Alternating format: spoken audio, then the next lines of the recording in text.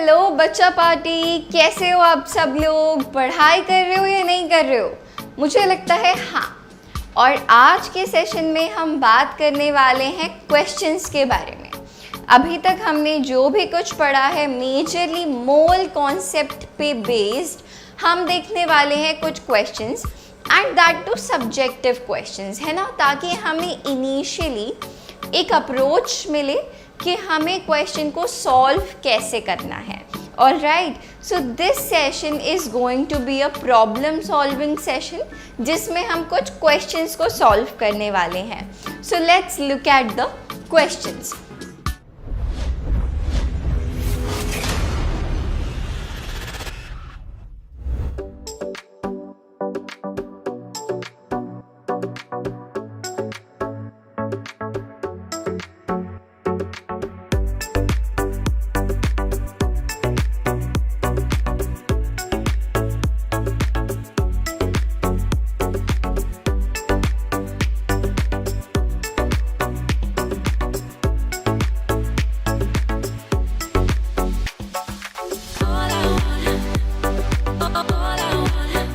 As you can see, this is our problem solving session. All right, तो चलिए question देखते हैं।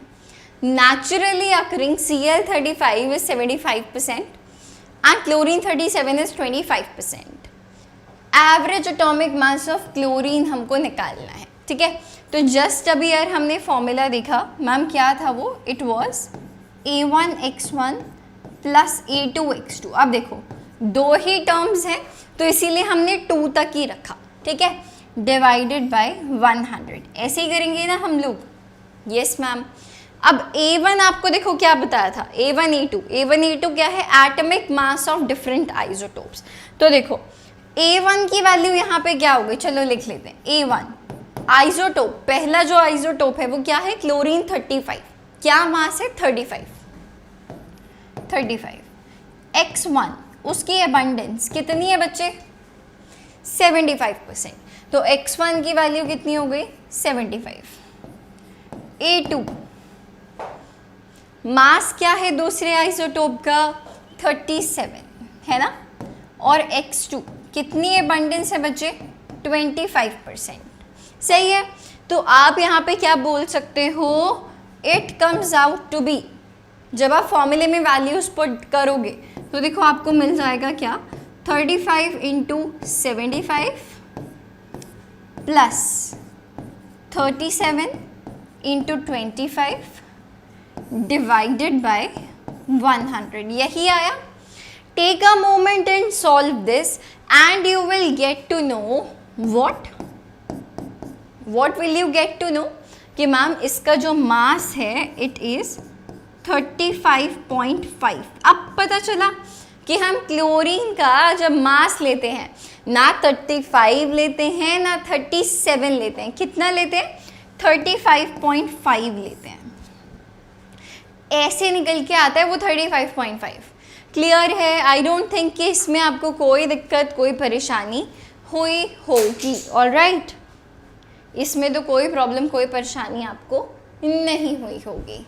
अब देखो, सपोज आपको कोई क्वेश्चन बहुत जल्दी करना है तो आप क्या करोगे? आप कॉमन सेंस लगाओगे। यार देखो एक वैल्यू है, ठीक है, एक वैल्यू है, ठीक है, 35 जो पहला, इसको इनफैक्ट कलर चेंज कर लेते हैं ना, आपको पता रहेगा।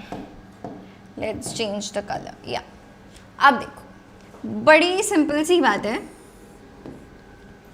कि A के 35 A के 37 जब आप एवरेज लोगे, बेसिकली आप एवरेज ही ले रहे हो तो वैल्यू इन दोनों के बीच में ही रहेगी, 35 और 37 के। अब देखो जो 35 है वो 75% है। 75, इसको और ज़्यादा कर देते हैं, है ना। It is 75%। तो बड़ी सिंपल सी बात है ना कि जो वैल्यू है वो 35 के क्लोज होगी, है ना। 35 वाला जो चीज़ है उसकी एबंडेंस ज़्यादा है, तो जो ओवरऑल वैल्यू निकल कर आएगी आपकी एवरेज एटॉमिक मास की वो 35 के पास होगी।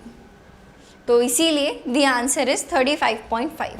आप देखोगे, आप इससे जज कर पाओगे, जब आप MCQs देखोगे तो आप बहुत आराम से जज कर पाओगे बिना सॉल्व करे कि आंसर क्या है। आपको एक्चुअली ये फॉर्मूला लगाने की वहाँ पे ज़रूरत लगेगी ही नहीं। ठीक है, चलिए और आगे देख लेते हैं, क्वेश्चन देखते हैं।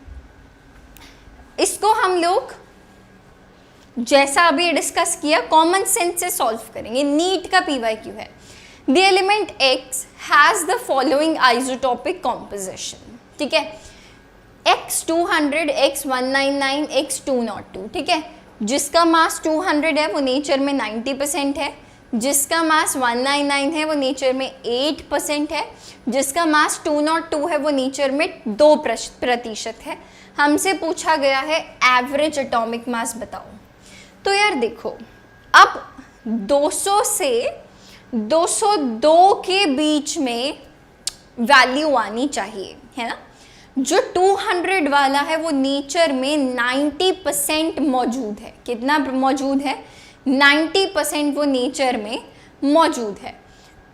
तो जो वैल्यू है वो 200 के बहुत पास होगी, राइट, वो 200 के बहुत पास होगी।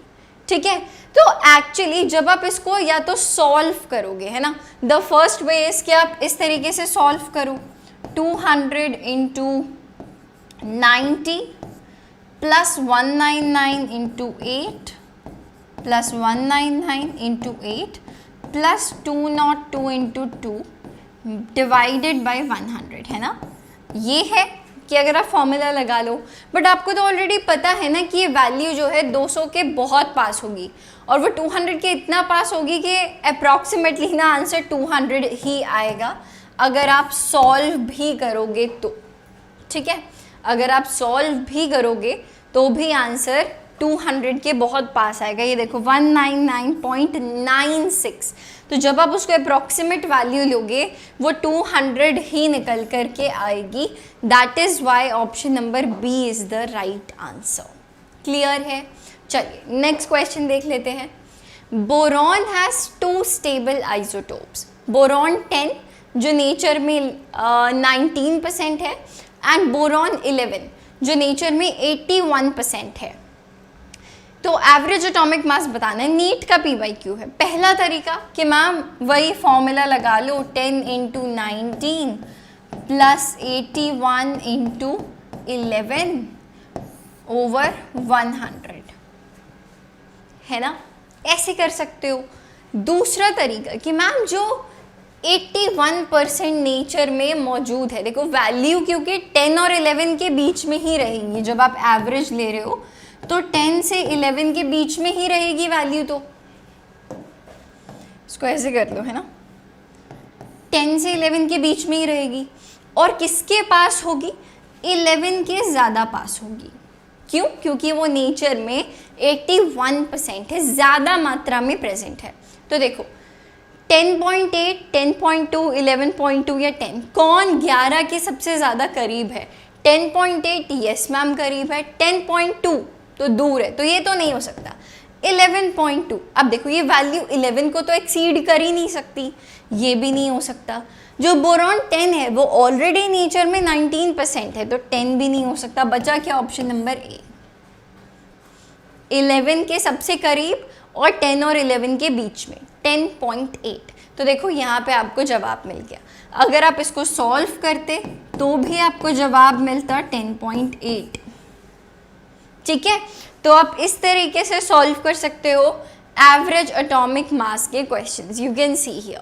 ठीक है जी, यू कैन सी हियर। चलो अब यार ये एक NCERT का सवाल है जिसमें कि आपको समझाया जाएगा। इस क्वेश्चन के थ्रू हम समझने की कोशिश करेंगे कि एम्पिरिकल फॉर्मूला और या मॉलिक्यूलर फॉर्मूला हमें कैसे निकालना है जिस तरीके से हमें डेटा गिवन है। ठीक है, अब देखो, अब जनरली आपको बोला जाएगा आपके पास एक कंपाउंड है, ठीक है, उसमें इतना % हाइड्रोजन, कोई एलिमेंट है से इतना % हाइड्रोजन है, इतना % कार्बन है, इतना % ऑक्सीजन है, सही है। It's molar mass is 98.96। कोई एक और इन्फॉर्मेशन भी होगी उसके अकॉर्डिंग अब हमें एम्पेरिकल फॉर्मूला बताना है और मॉलिक्यूलर फॉर्मूला बताना है, ठीक है। That's what we have to do, clear है, ये हमें बताना है। तो यार इसमें ना सबसे पहली क्या चीज़ है कि इस परसेंटेज को हमें ग्राम्स में कन्वर्ट करना है, ठीक है, ताकि हमारी कैलकुलेशन ईजी हो जाए।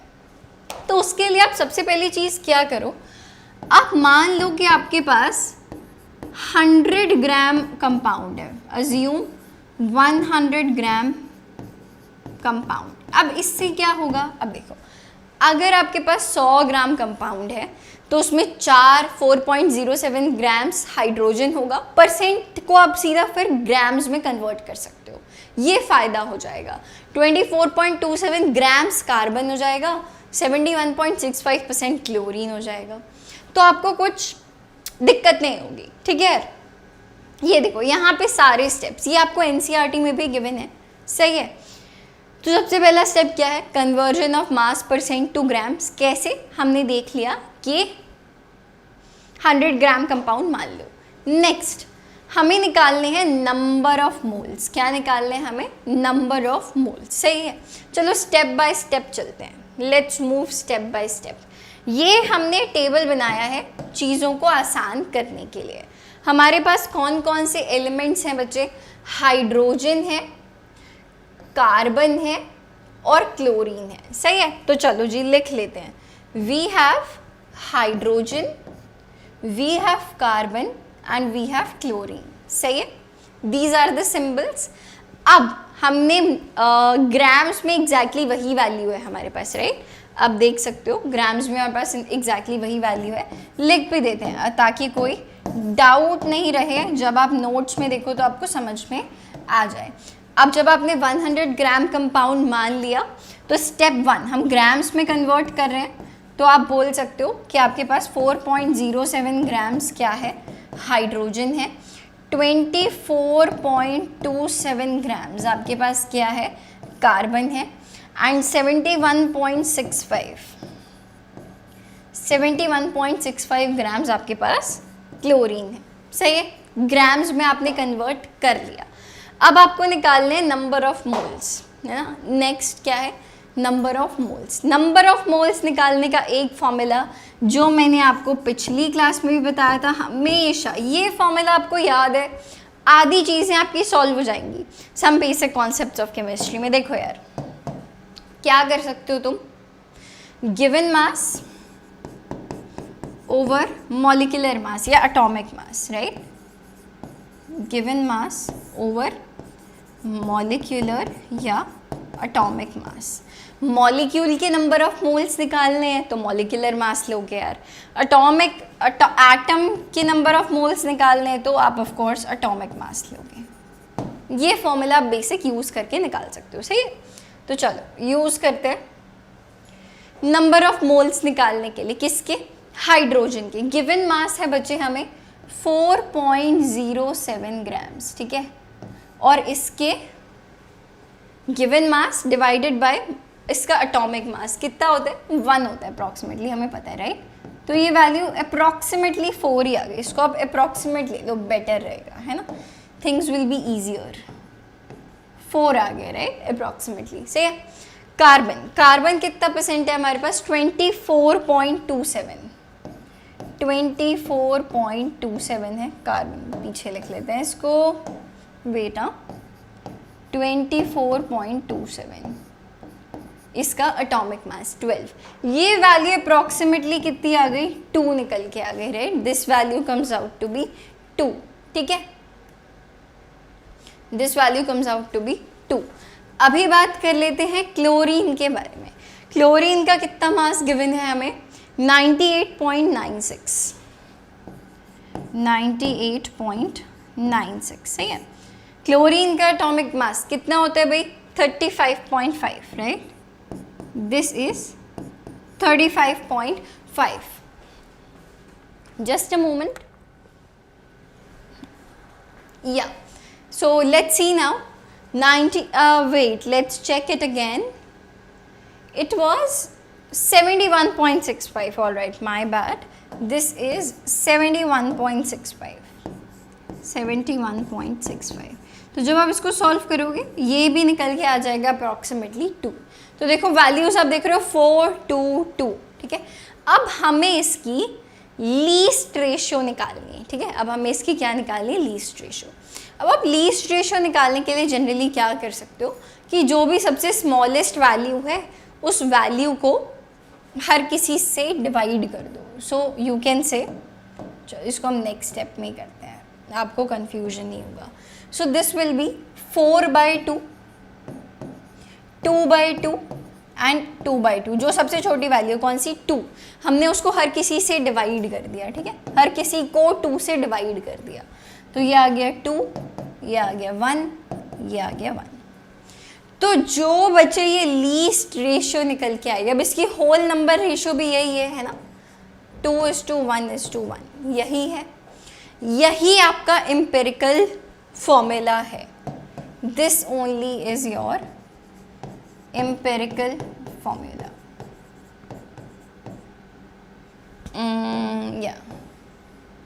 This is your empirical formula, सही है। तो एम्पिरिकल फॉर्मूला क्या हो गया, CH2Cl। क्या आया बच्चे हमारे पास एम्पिरिकल फॉर्मूला, CH2Cl।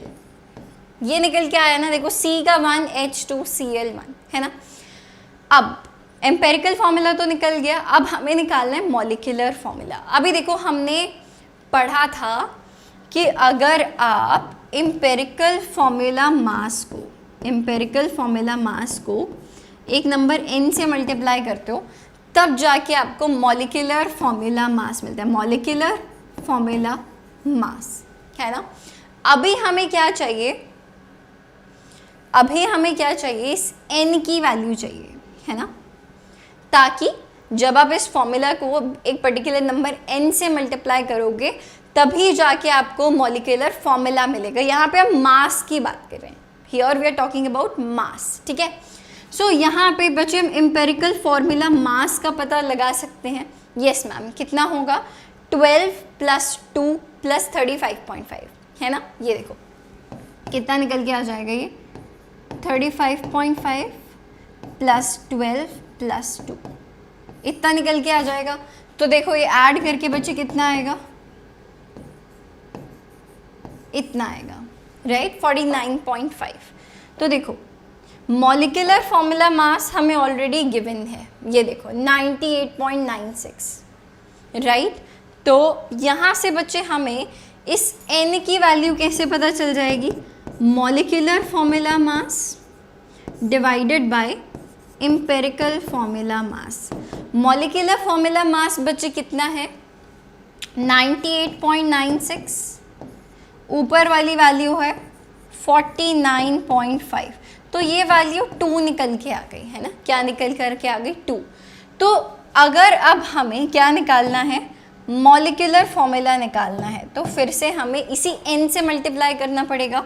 तो मॉलिक्यूलर फॉर्मूला क्या हो जाएगा, C2H4Cl2, C2H4Cl2, Cl2, ये निकल के आ गया हमारा मॉलिक्यूलर फॉर्मूला।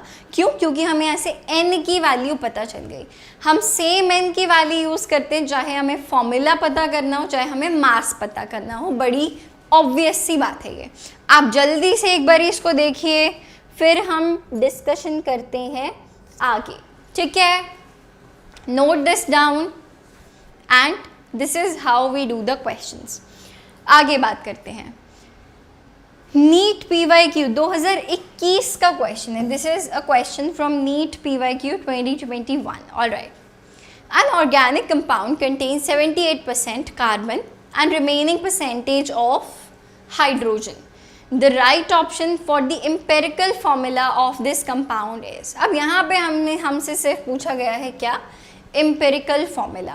तो यार आप कैसे निकालोगे, 78% हमको गिवन है, कितना गिवन है, 78%। तो यानी कि आप बोल सकते हो कि आपके पास 78 ग्राम क्या है, कार्बन है। You have 78 gram carbon and rest 22 grams you have hydrogen, ठीक है। सीधा सीधा आपने ग्राम्स में कन्वर्ट कर लिया। नंबर ऑफ मोल्स अगर आपको निकालना है, given mass divided bye molecular मास। गिवन मास इतना, मॉलिक्यूलर मास ऑफ कार्बन कितना होता है बच्चे 12, हाइड्रोजन का 1 है ना। यहाँ पे आपने निकाल लिए क्या चीज़, नंबर ऑफ मोल्स, राइट। यहाँ पे आपके निकल गए number of moles. You can सी ये वैल्यू आ गई 6.5, ये आ गई 22। अब आपको क्या करना है, लीस्ट रेशो निकालनी है। तो अब दोनों वैल्यूज़ को आपने 6.5 से मल्टीप्लाई कर दिया, तो देखो आपको रेशो मिली कितनी, 1:3। तो फॉर्मूला, एम्पेरिकल फॉर्मूला क्या हो जाएगा, CH3 है ना, it's going to be CH3, option number D. Very easy, very simple, ठीक है। जब आपने इसको देखा तो ये जवाब आया 6.5 और ये आ गया 22। जब आप बच्चे लीस्ट रेशो निकालनी है तो आप दोनों को 6.5 से डिवाइड कर दोगे and you will get your least ratio. तो देखो कितने आराम से आपका आंसर आ गया CH3। कितना इजी क्वेश्चन था, सही है बच्चे। चलो और आगे चलते हैं। An organic compound contains carbon, hydrogen and oxygen. Its elements analysis gave इतना % carbon, hydrogen इतना and remaining of course oxygen. Empirical formula of the compound would be, बिल्कुल सेम पैटर्न पे क्वेश्चन है जो पिछली बार हमने अभी देखा था। So what do we have? We have carbon, we have hydrogen and we have oxygen, right?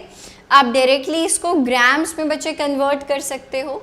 So you can say this is 38.71 over 12 moles हम निकाल रहे हैं directly, 9.67 divided by 1 and here you can see rest कितना बचा हमारे पास, 38.71 इसका था, 9.67 hydrogen था, तो ऑक्सीजन क्या बचा, रिमेनिंग 51.62 है ना। कितना बचा ये 51.62 डिवाइडेड बाय 16, ये आ गए नंबर ऑफ मोल्स। जब आप इसको सॉल्व करोगे तो आपके पास देखो ये वैल्यूज है। अब देखो आपको वैसे ही पता चल रहा है 393 है ना। तो इस लीस्ट रेशो कितनी होगी, 1:3:1 है ना। तो क्या हो गया हमारा फॉर्मूला, CH3O। हमारा फॉर्मूला क्या निकल के आ गया, CH3O। तो आप देख सकते हो कितने इजीली क्वेश्चंस जो हैं वो सॉल्व हो जाते हैं, CH3O सही है। आगे देख लेते हैं बच्चे और, if two compounds have the same empirical formula but different molecular formula they must have, दो कंपाउंड हैं जिनका एम्पेरिकल फॉर्मूला सेम है लेकिन मॉलिक्यूलर फॉर्मूला डिफरेंट है, तो उनमें क्या होगा, डिफरेंट मॉलिक्यूलर वेट होगा। यार बड़ी ऑब्वियस सी बात है दोनों कंपाउंड्स का, कि रेशियो जो लीस्ट रेशियो है वो सेम है but of course molecular weights जो होंगे वो डिफरेंट निकल के आएंगे। क्लियर है। Next question, A compound 80 gram on analysis give इतना ग्राम कार्बन, हाइड्रोजन इतना। अब हमें इसका क्या बताना है, एम्पेरिकल फॉर्मूला बताना है। अब देखो यहाँ पे उसने हमें परसेंटेज में नहीं बताया, यहाँ पे उसने हमें ऑलरेडी बता दिया कि कंपाउंड कितना है, 80 ग्राम्स है, पता चल गया आपको है ना। अब देखो यहाँ पे गिवन मास ऑफ कार्बन कितना है 24, तो आपको यहाँ पे 24/80 करके आप आराम से निकाल लोगे है ना। सही है। आप बड़े, वैसे तो आपको ज़रूरत ही नहीं है, ज़रूरत ही नहीं है आपको उस 80 की, शायद एम्पेरिकल फॉर्मूला निकालने के लिए ज़रूरत पड़ेगी है ना। तो wait, we are on the other question, wait this question है ना।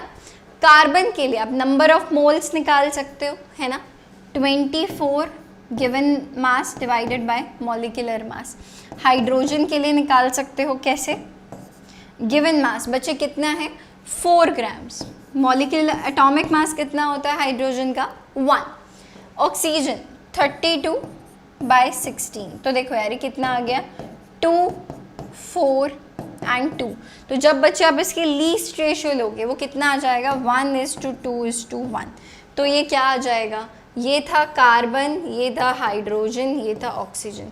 तो देखो CH2O, right? So our answer is CH2O। ठीक है, ऑप्शन नंबर A नहीं है, B नहीं है, C नहीं है, D है। Option number D is our right choice. और आगे देख लेते हैं हमारा अगला question. Empirical formula of an acid is CH2O2। The probable molecular formula of acid is. अभी देखो, आपको एम्पेरिकल फॉर्मूला गिवन है और हमें क्या निकालना है? Probable molecular formula. अभी देखो, CH2O तो बेटा हो ही नहीं सकता, मतलब कि हमें पता है कि एम्पेरिकल फॉर्मूला को जब हम उसके n फैक्टर से बेसिकली मल्टीप्लाई करते हैं तब जाके हमें मिलता है मॉलिक्यूलर फॉर्मूला, राइट? तो देखो CH2O2 ये हो तो सकता है CH2O2 as it is. C2H4O2 ये भी नहीं हो सकता। C3H6O4 आपने पूरे को किससे मल्टीप्लाई कर दिया? अगर 3 से करोगे तो ये भी नहीं हो सकता। ओहो, तो ये तो ऑप्शन नंबर B ही आ गया। क्यों? क्योंकि यहाँ पे हमारे n की वैल्यू जो है वो 1 है। सही है, कोई भी ऐसा नहीं है वैल्यू जिसमें हर कोई मल्टीप्लाई होके आ रहा हो। देखो, अगर 1 होता तो ये CH2O2 ही होगा। अगर 2 होगा तो देखो क्या होगा, अगर n इज इक्वल टू 2 होता तो ये क्या आता? ये होता C2H4O4, है ना? अगर 3 होता तो क्या आता? ये आता C3H6O6। इनमें से तो कोई ऑप्शंस है ही नहीं। क्यों? क्योंकि n इज इक्वल टू 1 वाला यहाँ पर सही है, विच इज CH2O2। ठीक है, तो मुझे अब ये नीट बेस्ड क्वेश्चन है प्योरली, जो नीट में पूछे जा चुके हैं, या जिस तरीके के क्वेश्चंस एक्चुअली नीट में पूछे जाते हैं। Okay, so let's look at the questions. The highest number of molecules are present in. अभी देखो, यहाँ पे आपको मैं टिप क्या देना चाहूँगी। What is the tip here ना? अभी देखो यार, हमने पीछे क्या देखा कि जब भी आपसे नंबर ऑफ मॉलिक्यूल्स की बात की जाती है तो आप पहले क्या करोगे? आप नंबर ऑफ मोल्स निकालोगे और आप उसको एवोगैड्रो नंबर से मल्टीप्लाई करोगे, है ना? Now whenever you get such question कि आपको 4 ऑप्शंस गिवन हैं और आपको उसमें से बताना है कि सबसे ज़्यादा नंबर ऑफ मॉलिक्यूल्स किस में है ना? तो आप सिर्फ और सिर्फ क्या कर सकते हो? नंबर ऑफ मोल्स कैलकुलेट कर लो फटाफट, है ना? सपोज करो एक में नंबर ऑफ मोल्स आए 2 और दूसरे ऑप्शन में नंबर ऑफ मोल्स निकल के आए 3। अब बड़ी ऑब्वियस सी बात है ना, अगर आप 2 को एनी से मल्टीप्लाई करोगे, यानी कि एवोगैड्रो नंबर से मल्टीप्लाई करोगे और 3 से मल्टीप्लाई करोगे, तो ज़्यादा कौन निकल के आएगा? जिसके नंबर ऑफ मोल जहाँ ज़्यादा है, क्योंकि ये Na तो एक कांस्टेंट वैल्यू है, ये तो चेंज हो नहीं रही है। So in order to save your time, you don't have to calculate the whole thing. You don't need to calculate the total number of moles. Simply calculate the number of moles, और जिसके number of मोल ज़्यादा हैं उसके number of molecules भी automatically ज़्यादा ही निकल के आएंगे। क्लियर है? I believe yes. Alright, only calculate number of moles. Only calculate number of moles in such questions. पहले ही क्वेश्चन में मैंने आपको ये टिप दे दी है, अभी सॉल्व भी करके देखते हैं हाउ। ओके, तो देखो, so the first question is 28 gram of CO2। अभी देखो, इसमें हम क्या करते हैं? पहले निकालते हैं नंबर ऑफ मोल्स। तो बच्चे, नंबर ऑफ मोल्स आप कैसे निकालते हो? Given mass divided by molar मास। बेटा गिवन मास इसका कितना है? We have 28 gram of CO2 और CO2 का मोलर मास क्या होता है? 12 फॉर कार्बन, एक ऑक्सीजन का होता है 16, पर हमारे पास यहाँ O2 2 ऑक्सीजन है, सो it becomes 12 plus 32, it gives you 44, right? तो ये 28/44, इतने मोल्स हैं आपके पास किसके, CO2 के, है ना। अगर आप इसको सिंपली Na से मल्टीप्लाई कर दोगे तो ये आपको आ जाएगा नंबर ऑफ मॉलिक्यूल्स। सही है।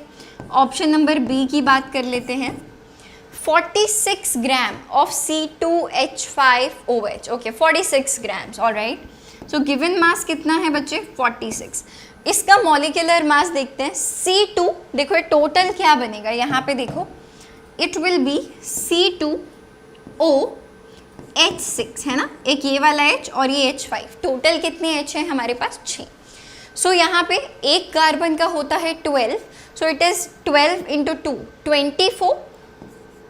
24 प्लस 16, और एक ऑक्सीजन का कितना होता है, 16, एंड 6 हाइड्रोजन का हो जाएगा 6, है ना। सो 24 प्लस 6 इज 30, 30 प्लस 16 इज 46।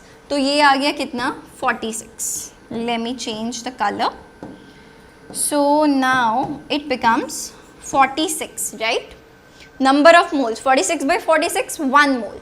तो ये तो आ गया मल्टीप्लाइड बाय, तो ये आ गए हमारे पास नंबर ऑफ मॉलिक्यूल्स से। अगर अब देखो, आप इन दोनों में अगर आपको कंपैरिजन करना हो, मैं देखो प्रॉपरली सॉल्व क्यों नहीं कर रही हूँ, ज़रूरत ही नहीं है बहुत ज़्यादा। इसमें देखो न्यूमरेटर जो है वो छोटा है डिनोमिनेटर से, तो यानी कि ये जो पूरी वैल्यू है 28/44, ये 1 से छोटी है ना। तो ऑटोमेटिकली बेटा इन दोनों में तो 1 बड़ा है, so you don't even need to calculate कि वो एग्जैक्टली कितनी वैल्यू आ रही है ना। Unless and until you are giving a subjective exam, है ना, कि अगर आप CBSE का एग्जाम दे रहे हो देन ऑफ कोर्स आपको हो सकता है पूरी वैल्यू सॉल्व करनी पड़ेगी, है ना। पर हम अभी अगर नीट के बारे में बात करें, यहाँ पे you don't need to solve. सही है। चलिए जी, ऑप्शन नंबर सी की बात कर लेते हैं। गिवन मास कितना है हमारे पास, 36 grams of water. Molar mass of water कितना निकल के आता है, 2 फॉर ऑक्सीजन, एक ऑक्सीजन का 16, it comes out to be 18, है ना। इतने नंबर ऑफ मोल्स को बेटा मैं एवोगैड्रो नंबर से मल्टीप्लाई करूंगी तो मेरे पास आ जाएंगे नंबर ऑफ मॉलिक्यूल्स। अभी देखो ये कितना हो गया, 2 हो गया, है ना। तो ये अभी तक सी वाला जो ऑप्शन है वहाँ पे सबसे ज़्यादा है, तो ये तो वैसे ही देख के जज कर पाओगे। सही है। Next is 54 gram of N2O5। चलो जी सॉल्व कर लेते हैं। सो इनफैक्ट यहीं देख लो यार, 54 given mass divided by molar mass 14 into 2, है ना, plus 16 into 5, that gives you 108, it gives you 0.5 moles. तो अभी देखो यहाँ पे देखो, एक जगह number of moles option number ए में सॉल्व भी कर रखा है उन्होंने, 0.64 मोल्स, है ना। जब आप इन सारे वैल्यूज को एवोगैड्रो नंबर से मल्टीप्लाई करोगे तब आपको नंबर ऑफ मॉलिक्यूल्स मिलेंगे। But as I told you, जिसके नंबर ऑफ मोल्स ज़्यादा होंगे उसके लिए नंबर ऑफ मॉलिक्यूल्स भी ज़्यादा होंगे। करेक्ट है। So you can clearly see कि बेटा ये 36/18 which is 2 moles of water. तो सबसे बड़ी वैल्यू मोल्स की किसके लिए आ रही है, ऑप्शन नंबर सी के लिए। So you can just clearly say that option number C is the right choice. ठीक है। We have taken a lot of time to solve this question so that you guys will understand कि चल क्या रहा है picture में। सही है। बहुत इजी क्वेश्चंस हैं ये, बिल्कुल भी डिफिकल्ट नहीं है। ओके चलिए अब देखो, नंबर ऑफ ऑक्सीजन एटम्स, उसने अब की बार क्या पूछा है, number of oxygen atoms in 4.4 gram of CO2। ठीक है। अभी देखो, अगर मैं आपसे बड़ा इजी क्वेश्चन पूछूं कि if I have 1 molecule of CO2, if I have 1 molecule of CO2, तो इसमें कितने ऑक्सीजन एटम है, एक CO2 है मैम, एक कार्बन से 2 ऑक्सीजन मैं कह सकती हूँ अटैच्ड है। ठीक है। तो एक मॉलिक्यूल के पास 2 ऑक्सीजन है, राइट, 2 ऑक्सीजन एटम्स है। इस बात में तो कोई परेशानी नहीं है ना। तो अगर मुझे एक का पता है ना, और मैं निकाल लूँ कि 4.4 ग्राम्स में कितने मॉलिक्यूल्स हैं कार्बन डाइऑक्साइड के, so I can solve my question. तो देखो नंबर ऑफ मॉलिक्यूल निकालने के लिए पहले मुझे नंबर ऑफ मोल्स पता होना ज़रूरी है, नंबर ऑफ मोल्स। ठीक है जी, नंबर ऑफ मोल मैं कैसे निकाल सकती हूँ, गिवन मास, गिवन मास कितना है भाई 4.4 grams, right, divided by molar mass of CO2 कितना होगा, कार्बन का 12, एक ऑक्सीजन का 16, दो का 32, यानी कि 44 आ गया बेटा निकल के, सही है। सो यहाँ पे मैं बोल सकती हूँ 4.4 ओवर 44, राइट, ये क्या है, नंबर ऑफ मोल्स आए। अब अगर मुझे नंबर ऑफ मोल्स नहीं, नंबर ऑफ क्या निकालने हैं, मॉलिक्यूल्स निकालने हैं, तो number of moles multiplied by Avogadro number करना होगा मुझे, कर देते हैं इसको एवोगैड्रो नंबर से multiply, 6 × 10⁻23, let's keep it simple, है ना। 4.4 डिवाइडेड बाय 44 कितना होता है 0.1, यानी कि 10⁻⁻1, है ना, यानी कि कितना हो गया 10⁻⁻1। तो इसको मैं क्या बोल सकती हूँ, 6 × 10⁻22 बोल सकती हूँ ना। 4.4 ग्राम्स में मेरे पास इतने ऑक्सीजन एटम्स, नहीं, number of molecules of carbon dioxide CO2 के कितने हैं मेरे पास, 6 × 10⁻22। अब यहाँ पे देखो गलती क्या होती है, यहाँ पे देखो ये ऑप्शन देखो ज़रूर गिवन होता है, ये देखो जनरली बच्चे क्या करते हैं, यहाँ तक इसको सॉल्व करेंगे और बोलेंगे कि ऑप्शन नंबर बी सही जवाब है, बट एक्चुअली ये सही जवाब नहीं है। मैंने आपको पहली ही जगह समझाया था कि बेटा एक मॉलिक्यूल जब आप CO2 का देखोगे तो उसमें 2 ऑक्सीजन एटम हैं। अगर अब मेरे पास इतने मॉलिक्यूल हैं कार्बन डाइऑक्साइड के, तो इसमें ऑक्सीजन एटम कितने हैं, एक में 2 हैं, तो इतने में मल्टीप्लाइड बाय 2 होंगे ना। तो मैं यहाँ पे बोल सकती हूँ 12 × 10⁻², व्हाट कैन आई से, 12 × 10⁻22, 6 × 2 12 और ये 10⁻22। अभी देखो ऑप्शंस मैच करने की कोशिश करते हैं, ये ऑप्शन है 12 × 10⁻23, हमारा आंसर आ रहा है 12⁻22, तो ये नहीं हो सकता। 6 × 10⁻23 नहीं। अभी देखो यहाँ पे इन्होंने आंसर को किस फॉर्म में दिया है, I can write it as 1.2 × 10⁻23 ना, तो इसीलिए हमारा सही जवाब है ऑप्शन नंबर ए। कौन है बेटा हमारा सही जवाब, ऑप्शन नंबर ए। बी सही जवाब नहीं है, सही बात है। That is how you solve such questions, all right.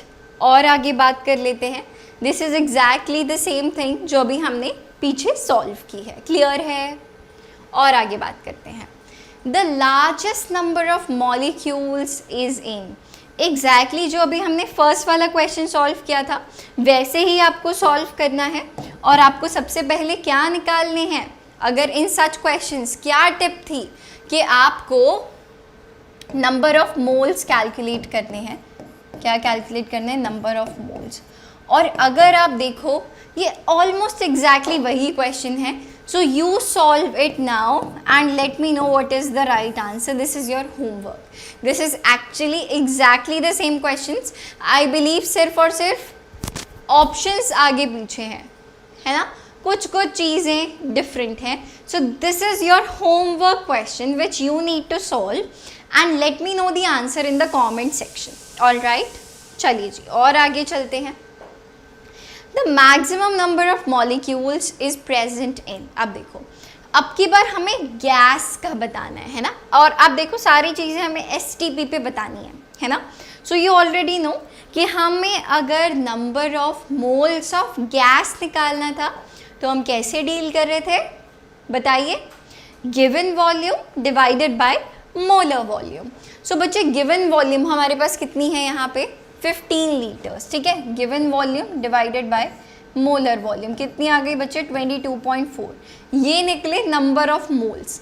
जब हम इसको एवोगैड्रो नंबर से मल्टीप्लाई करेंगे तब हमें मिलेगा number of molecules. 5 litres of N2 gas, तो ये क्या हो जाएगा 5/22.4 मल्टीप्लाइड बाय एवोगैड्रो नंबर। अब देखो अगर आप इन दोनों में कोशिश करो तो बच्चे जिसका न्यूमरेटर बड़ा है, डिनोमिनेटर तो सेम है, अगर आप नंबर ऑफ मोल देखो तो, है ना, डिनोमिनेटर इज द सेम, तो जिसका न्यूमरेटर बड़ा है ना, वो वैल्यू बड़ी है। तो इन दोनों में से तो भी ऑप्शन नंबर ए जीत रहा है, सही है। 0.5 ग्राम्स ऑफ H2 गैस। अब आप इसमें क्या करोगे, बताओ बताओ।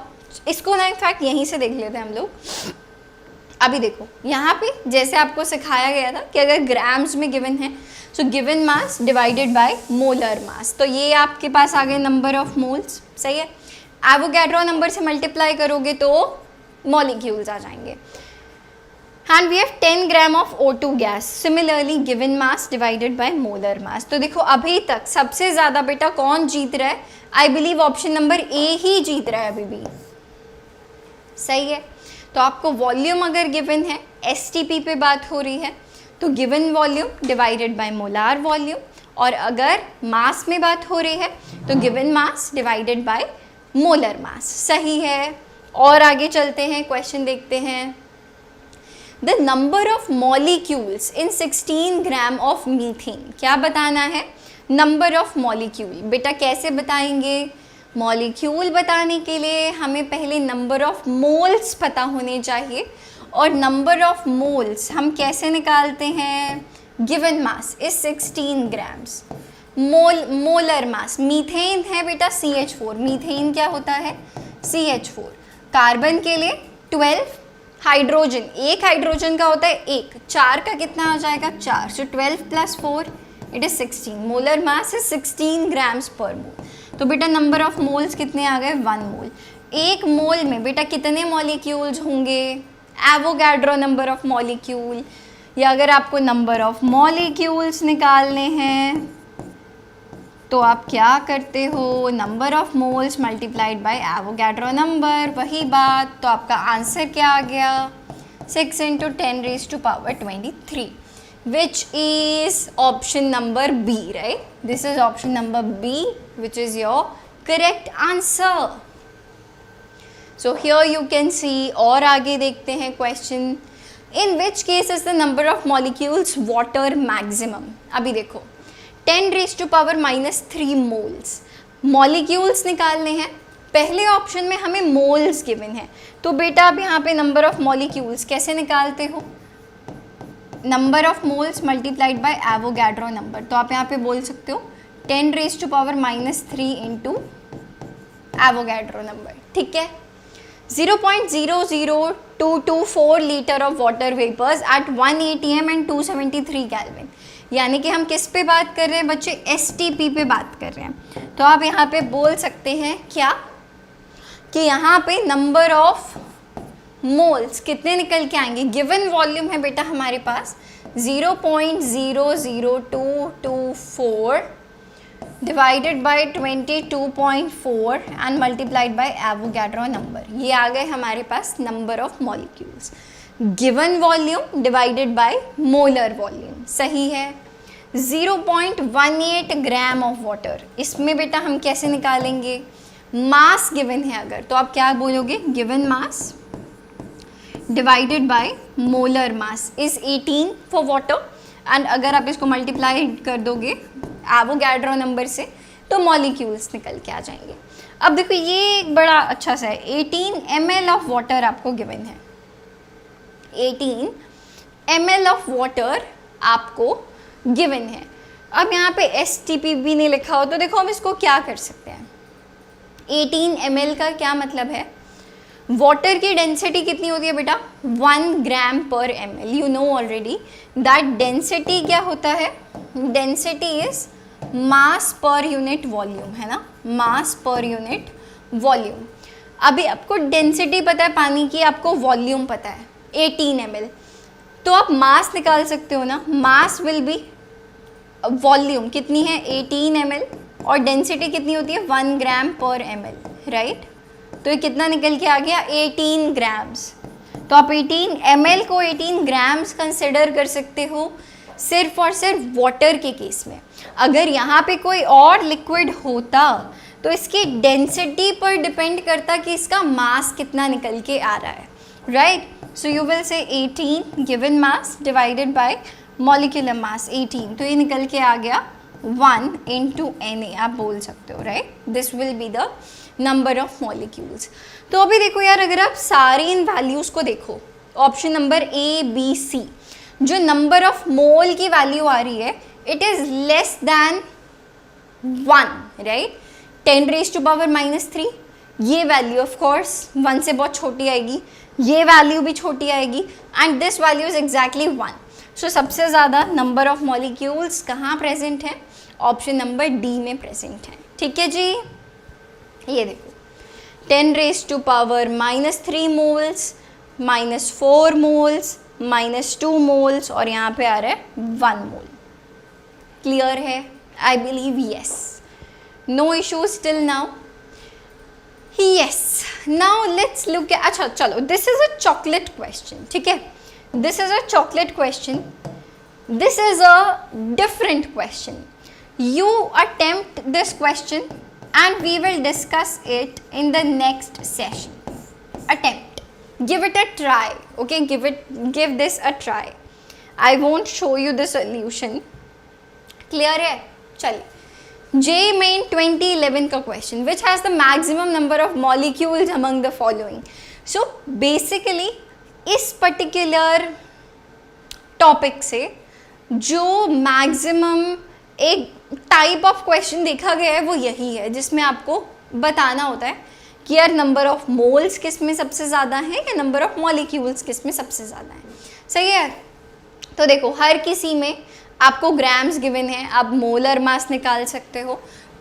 तो आपको हर किसी में पहले नंबर ऑफ मोल्स निकालने हैं, given mass divided by molar मास, ये आ गए नंबर ऑफ मोल्स.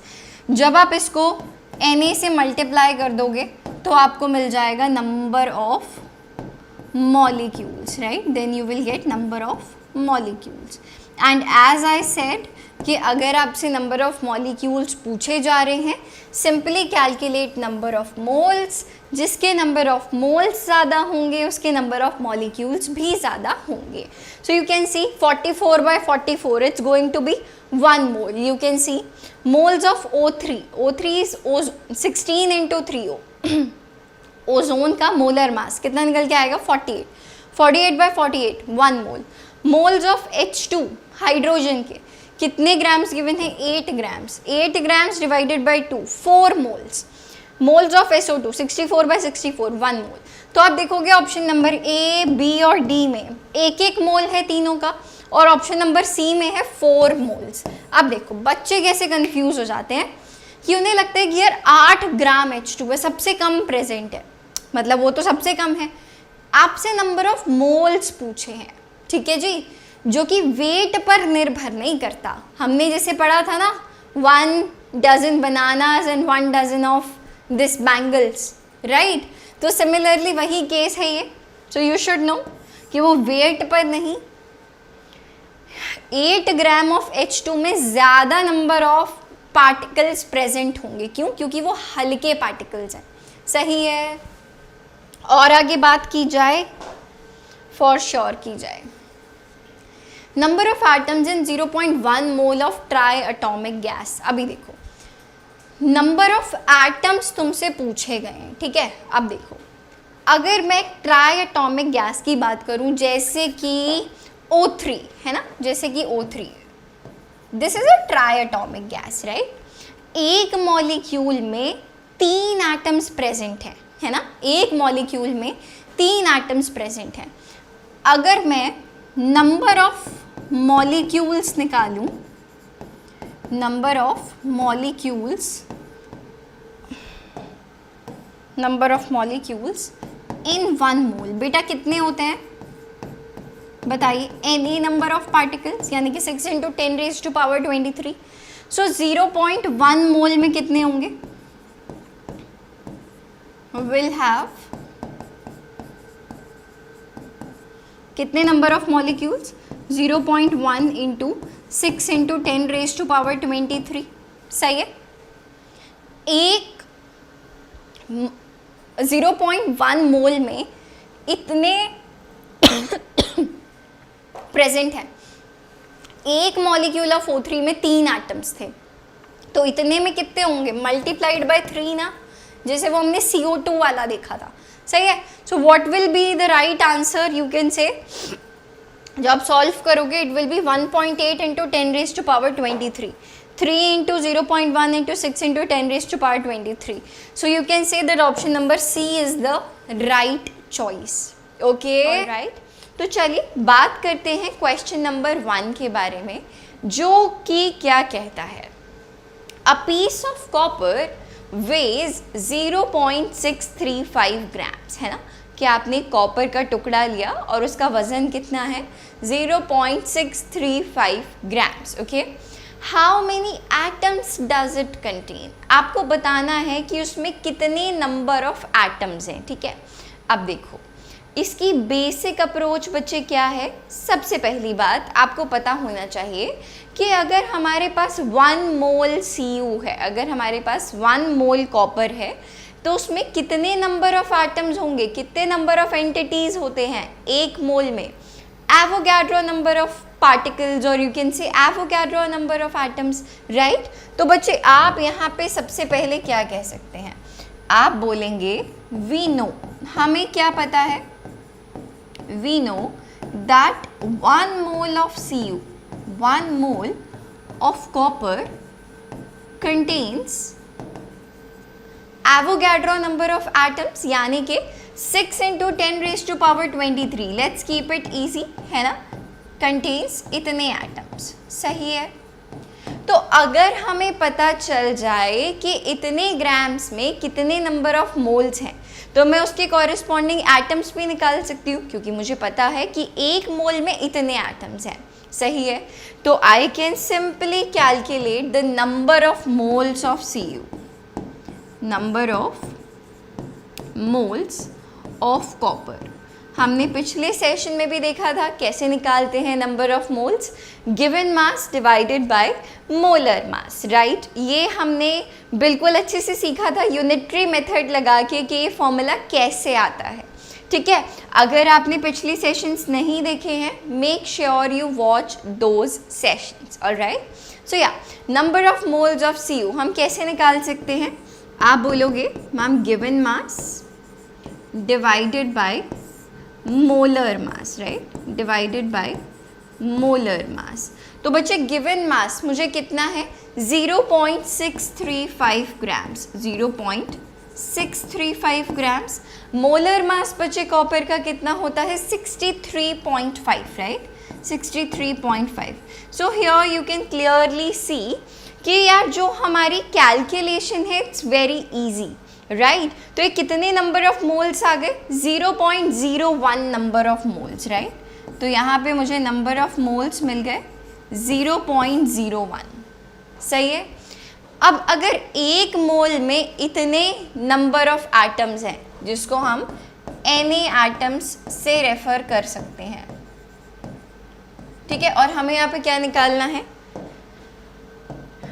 आपको निकालना है नंबर ऑफ एटम्स, यहाँ से आप क्या बोल सकते हो, hence number of atoms in 0.635 gram, in 0.635 grams of Cu कितना निकल के आ जाएगा बच्चे, 0.01 multiplied by Avogadro number, 0.01 multiplied by Avogadro number.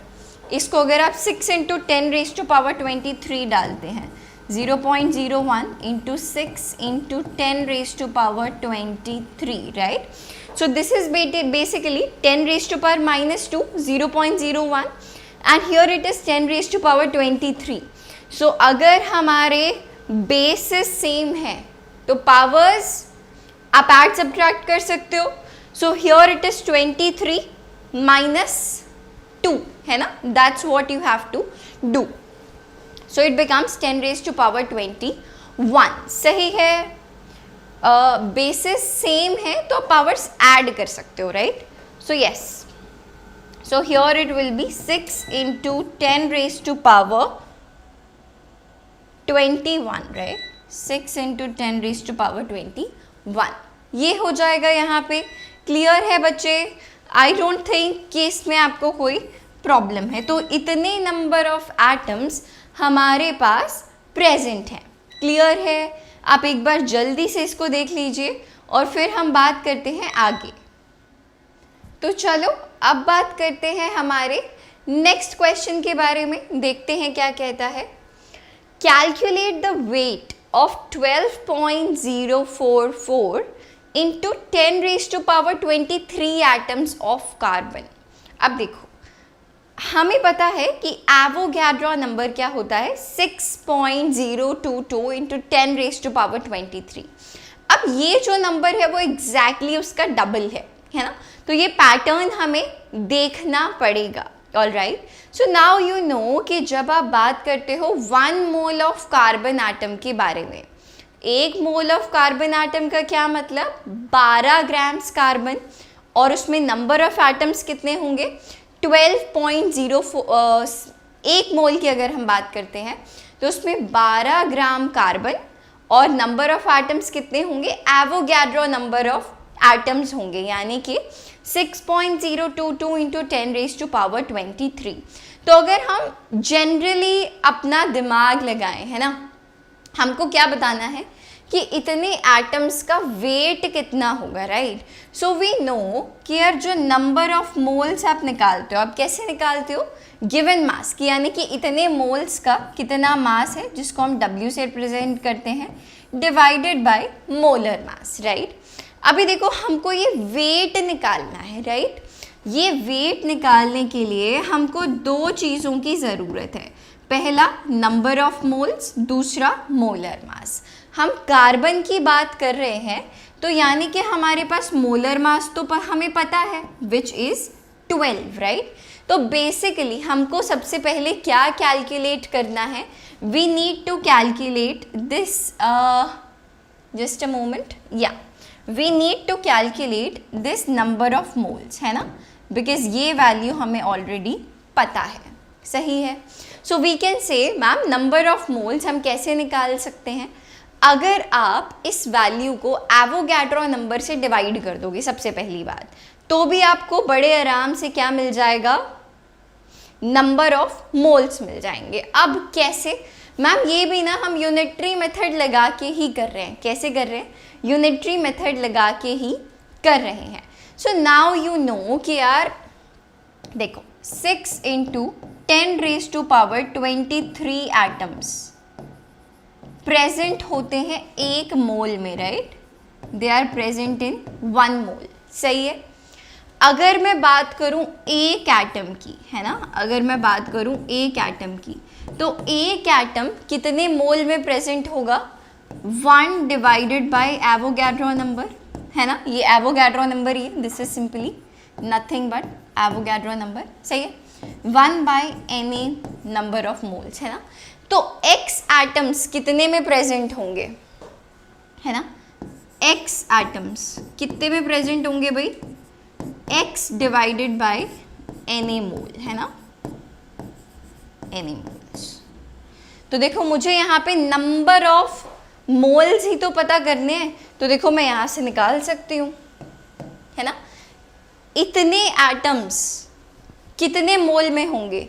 So I can say by using this, what can I say, 12.044 over 6.022 10⁻23, और डिनोमिनेटर में भी है 10⁻23। ये तो कट हो जाएगा, तो हमारे पास कितने मोल निकल के आ गए बेटा, 2 मोल्स निकल के आ गए, वी हैव 2 मोल्स। और यार देखो ना, बड़ी सिंपल सी बात, 1 मोल, जो अभी हम इससे पहले बात कर रहे थे, 1 मोल में 12 ग्राम कार्बन 12 ग्राम उसका वजन होता है, जिसमें कि 6.022 इंटू 10⁻23 एटम्स होते हैं। सो 12.044 इंटू 10⁻23 में कितने मोल्स होंगे, 2 मोल होंगे, जस्ट उसके डबल, सही है? So yes, now very simple, very easy. अब आप ये वेट कैलकुलेट कर सकते हैं। आपने नंबर ऑफ मोल्स यहाँ से निकाल लिए हैं, 2 moles, so we can say 2 into 12, right, which gives you 24 grams. हम यहाँ पे कार्बन की ही बात कर रहे हैं, right? So it gives you 24 grams. So कितना वजन आएगा? इतना वजन निकल के आएगा। This is our final answer. आप एक बार देख लीजिए जल्दी से कि हमने यहाँ पे क्या किया है, फिर हम बात करते हैं हमारे अगले क्वेश्चन के बारे में। आई बिलीव यार इसमें अभी कोई डाउट नहीं है। अगले क्वेश्चन की बात कर लेते हैं। How many moles of electrons are present in 1.6 grams of CH4? How many moles of electrons पूछा है उसने। तो अच्छा देखो, अभी इसमें कंफ्यूज नहीं होना। अभी बेटा अगर हम एक मॉलिक्यूल ले CH4 का, ठीक है, आप क्या बोलोगे? दैट 1 CH4 है ना। अगर मेरे पास एक मॉलिक्यूल है CH4 का, इसमें कितने इलेक्ट्रॉन्स है पहले तो ये देख लेते हैं। 1 CH4 कंटेन्स कितने इलेक्ट्रॉन्स? देखो कार्बन के पास बचे कितने इलेक्ट्रॉन्स? 6 है ना। एक हाइड्रोजन के पास एक इलेक्ट्रॉन। हमारे पास टोटल कितने हाइड्रोजन है यहाँ पे? 4। तो मैं क्या बोल सकती हूँ? 6 + 1 × 4, राइट? तो यार ये कितना निकल के आ गया? It comes out to be 10 electrons, right? अगर मेरे पास एक CH4 है तो उसमें 10 इलेक्ट्रॉन्स होंगे, है ना। क्लियर है? अभी देखो मेरे पास यहाँ पे कितना CH4 है? 1.6 ग्राम्स, ठीक है। एक मोल में इतना है, ठीक है। तो अगर मैं यहाँ पे नंबर ऑफ मोल्स निकाल लूँ किसके? CH4 के। Number of moles of CH4. So what can I say? Given mass बचे कितना है? 1.6 ग्राम्स। फॉर्मूला भी चलो लिख देते हैं ताकि हमें समझ में आ जाए कि हमने कैसे निकाला है। गिवन मास बेटा कितना है? 1.6 ग्राम्स। मोलर मास कितना है? 16 ग्राम्स। कितने नंबर ऑफ मोल्स निकल कर आ गए? 0.1 mole, right? It comes out to be 0.1 mole. सही है? Yes ma'am.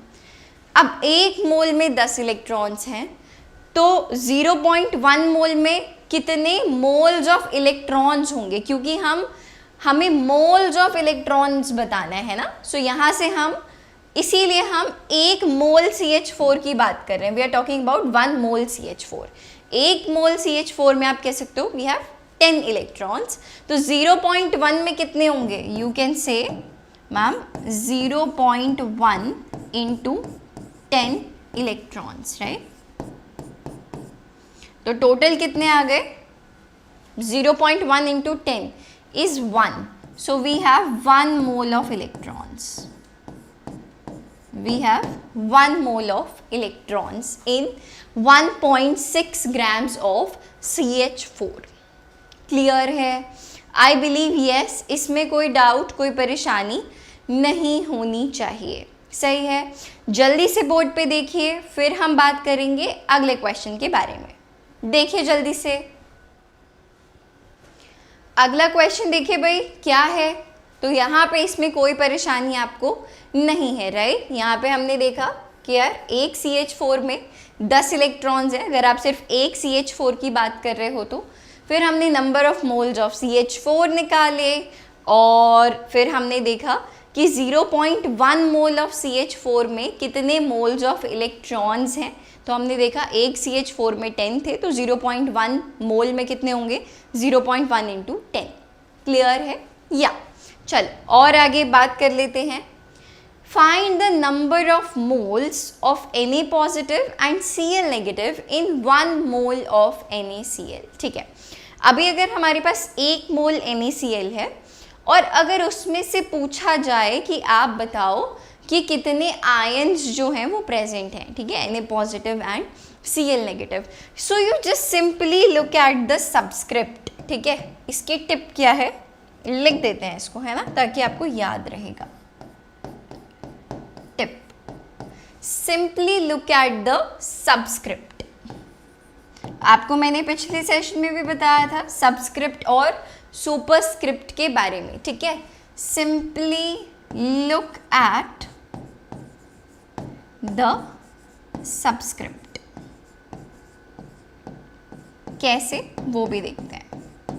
अभी देखो NaCl के बारे में बात हो रही है।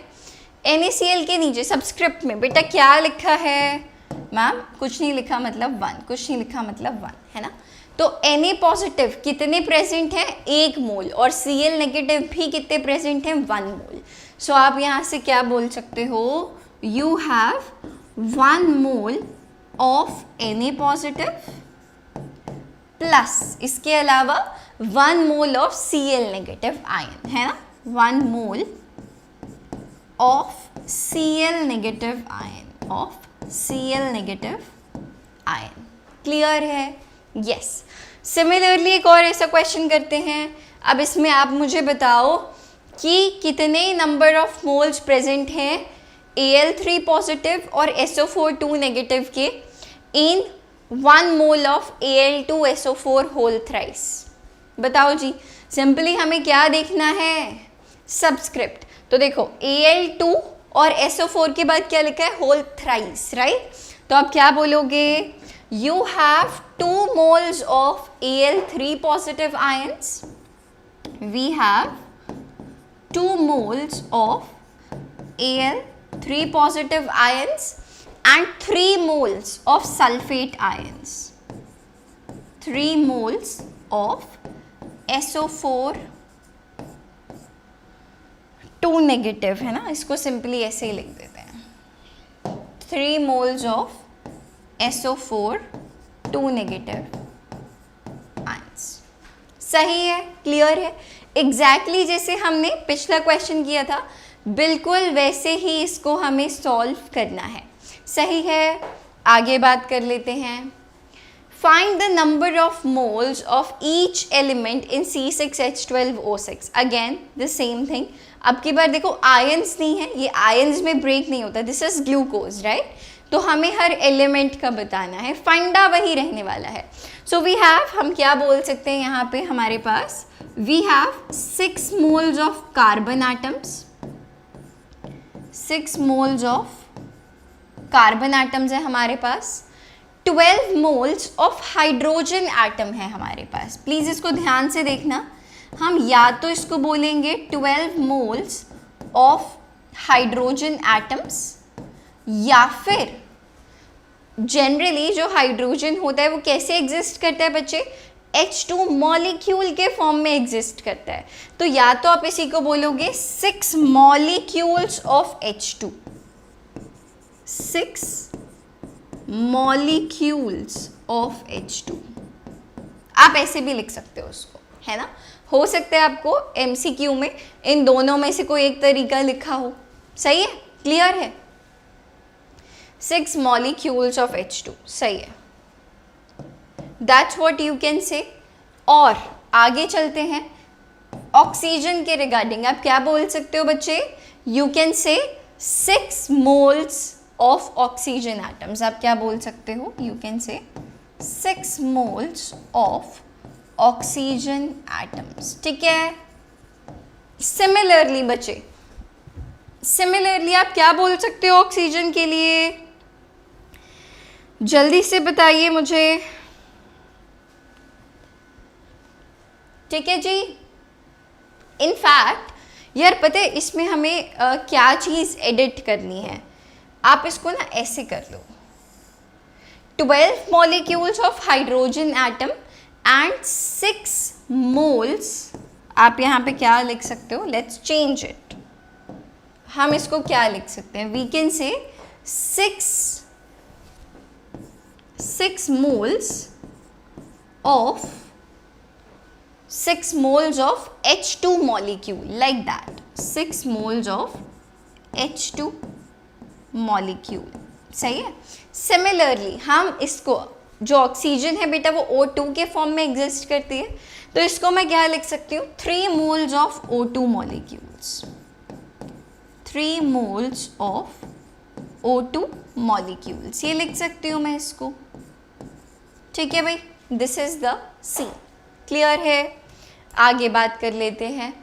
Find the number of moles of sulphur in 3.2 grams of sulphur. ये तो यार हम बहुत बार कर चुके हैं कि मैम नंबर ऑफ मोल्स हम कैसे निकालते हैं? Given mass given mass divided by molar mass, right, divided by molar mass. तो बच्चे गिवन मास आपको कितना गिवन है ऑलरेडी, 3.2 ग्राम्स आपको ऑलरेडी गिवन है। And molar mass of sulphur कितना होता है, 32 ग्राम्स होता है, सही है। सो ये आ गया 32 grams. So 3.2 divided by 32, it is how much, 0.1 mole, है ना। तो हमने निकाल लिया जी number of moles of sulphur, 0.1 mole, सही है। नेक्स्ट क्वेश्चन के बारे में बात कर लेते हैं। Number of moles of CaCO3 in 50 gram of CaCO3। Same चीज़ है ना, कि आपको नंबर ऑफ मोल्स निकालने हैं, तो आप कैसे निकालोगे, given mass divided bye molecular मास। गिवन मास बच्चे आपको कितना है, 50 grams, right, 50 grams. Molecular mass CaCO3 का कैलकुलेट भी कर सकते हो, वैसे ऑलरेडी गिवन है 100, ठीक है। सो 50/100 कितना आ गया, ये 1/2, यानी कि 0.5 मोल, यानी कि 0.5 मोल। ये आप कह सकते हो दिस इज योर आंसर, सही है। और आगे बात कर लेते हैं। Find the number of moles of NH3 ammonia in 5.6 litre of NH3 at STP। तो देखो यहाँ पे हम किसी गैस के लिए नंबर ऑफ मोल्स बच्चे कैसे निकालते हैं, STP पे बात हो रही है, तो आप बोल सकते हो given volume divided by molar volume, right, divided bye molar volume. कोई भी गैस STP पे यानी कि स्टैंडर्ड टेम्परेचर प्रेशर कंडीशन में 22.4 लीटर ऑक्यूपाई करती है, किसी भी गैस का 1 मोल, ठीक है। सो गिवन वॉल्यूम कितनी है हमारे पास, 5.6 litres, this is 5.6 litres. Molar volume बेटा कितनी है, 22.4 लीटर्स, ठीक है। सो यहाँ से आप बोल सकते हो कि कितना आ गया, 1/4 मोल्स, राइट, कितना आ गया, 1/4 मोल्स। क्लियर है। अगला क्वेश्चन देख लेते हैं। Calculate the number of molecules, क्या निकालना है, number of molecules in 11.2 litre of SO2 gas. अब अगर हमें नंबर ऑफ मॉलिक्यूल्स निकालने हैं तो बच्चे हम कैसे निकालते हैं, number of moles multiplied by Avogadro number, ठीक है। सो एवोगैड्रो नंबर हमें पता है, अगर हम नंबर ऑफ मोल्स निकाल लेते हैं तो हम नंबर ऑफ मॉलिक्यूल्स भी बता देंगे। तो चलो जी, हम ऑफ कोर्स यार देखो, मैंने आपको इससे पहले भी बोला था कि अगर आपको नहीं भी दिया तभी भी आप हमारा क्वेश्चन कैसे सॉल्व करेंगे, STP पे लेके, ठीक है जी। सो जैसे अभी हमने पिछले क्वेश्चन में किया, नंबर ऑफ मोल्स आप कैसे निकाल सकते हो, गिवन वॉल्यूम, जैसा कि अभी हमने जस्ट पीछे भी देखा था, given volume divided bye molar volume, सही है। गिवन वॉल्यूम बच्चे कितनी है, 11.2 लीटर्स एंड मोलार वॉल्यूम कितनी होती है, 22.4 लीटर्स, राइट, 22.4 लीटर्स। तो बच्चे कितना आ गया, 0.5 है ना, 1/2, यानी कि कितने मोल्स आ गए, ये 0.5 मोल्स, है ना, 0.5 मोल्स। तो आप इसको क्या बोल सकते हो जी, नंबर ऑफ मोल्स। अगर अब हम निकाल लेते हैं नंबर ऑफ मॉलिक्यूल्स, क्या निकाल लेते हैं, number of molecules, so it will B number of moles multiplied by Avogadro number. Number of moles हम ऑलरेडी निकाल चुके हैं 0.5 एंड एवोगैड्रो नंबर यहाँ पे आप सिंपली n ही रख लो, या 3 × 10⁻23 आ जाएगा जब आप इसको सॉल्व करोगे, राइट, जब आप इसको सॉल्व करोगे। सो 0.5 × 6 × 10⁻23, क्लियर है, ये आ गया आपका आंसर, सही है। जल्दी से देखिए, अभी तक हमने जो भी किया है, फिर चलते हैं आगे। मुझे लगता है यार ये आपने देख लिया है, आगे चलते हैं। अगले क्वेश्चन की तरफ. 367.5 grams of KClO3 molecular weight given है, is heated. This is, इसको हटा दो, this is heated to produce KCl and O2. ठीक है, KCl का molecular weight 74.5 grams per mole and O2 का हमें पता है 32 grams per mole. ठीक है, find the amount of KCl and O2 produced. Okay, हमें KCl और O2 कितना प्रोड्यूस होगा ये बताना है. तो सबसे पहले हमें पता होना चाहिए कि जब आप KClO3 को हीट करते हो, डीकम्पोज करते हो, तो वो कैसे बच्चे ब्रेक होता है. It breaks as 2 KClO3 gives you 2 KCl plus 3 O2. So this is the step 1 कि आपको बैलेंस्ड केमिकल इक्वेशन लिखनी है. That you have to write the balanced chemical equation. That's what you have to write. All right. So yeah, अभी देखो, आप यहाँ से moles के टर्म में क्या इंटरप्रेट कर सकते हो. मोल्स के टर्म्स में आप क्या इंटरप्रेट कर सकते हो, इसको एक बार मैं कॉपी कर लेती हूँ, मुझे लगता है ज़रूरत पड़ेगी. ठीक है, कॉपीड. ठीक है. सो या, in terms of number of moles, तो आप बोल सकते हो, या आप बोल सकते हो कि 2 मोल KClO3 जो है, 2 मोल्स KClO3 कंप्लीटली रिएक्ट करता है, कंप्लीटली डीकम्पोज होता है, हीट होता है, to give 2 moles of KCl and 3 moles of oxygen gas, है ना, 3 मोल्स ऑफ ऑक्सीजन गैस. ये आप बोल सकते हो इस बैलेंस्ड केमिकल इक्वेशन को देख के. ठीक है, अब अगर यार मुझे नंबर ऑफ मोल्स पता है तो मैं इन वैल्यूज़ को ग्राम्स में भी पता लगा सकती हूँ, है ना. मुझे पता है कि नंबर ऑफ मोल्स कैसे निकालते हैं, given mass divided by molar mass. So इस मोल का कितना वजन है ग्राम्स में, मैं कैसे पता लगा सकती हूँ. नंबर ऑफ मोल्स को मोलर मास से मल्टीप्लाई करके. ये देखो, है ना, मैं इस वेट का कैसे पता लगा सकती हूँ, नंबर ऑफ मोल्स को मोलर मास से मल्टीप्लाई करके. तो चलो, अगर मैं इसको ग्राम्स में निकालने की कोशिश करूँ, सेम वैल्यूज. ठीक है, फिर हम जस्ट कुछ नहीं करेंगे, यूनिटरी मेथड लगाएंगे. ठीक है, ग्राम्स में अगर आप निकालो तो आप बोल सकते हो 2 into 122.5 grams, 2 into 122.5 grams. Just wait for a moment. Yeah, 122.5 grams. सही है. KCl को अगर मुझे मोल ग्राम्स में पता करना है, सो 2 into 74.5 इतने ग्राम्स, और ऑक्सीजन के 3 into 32, right.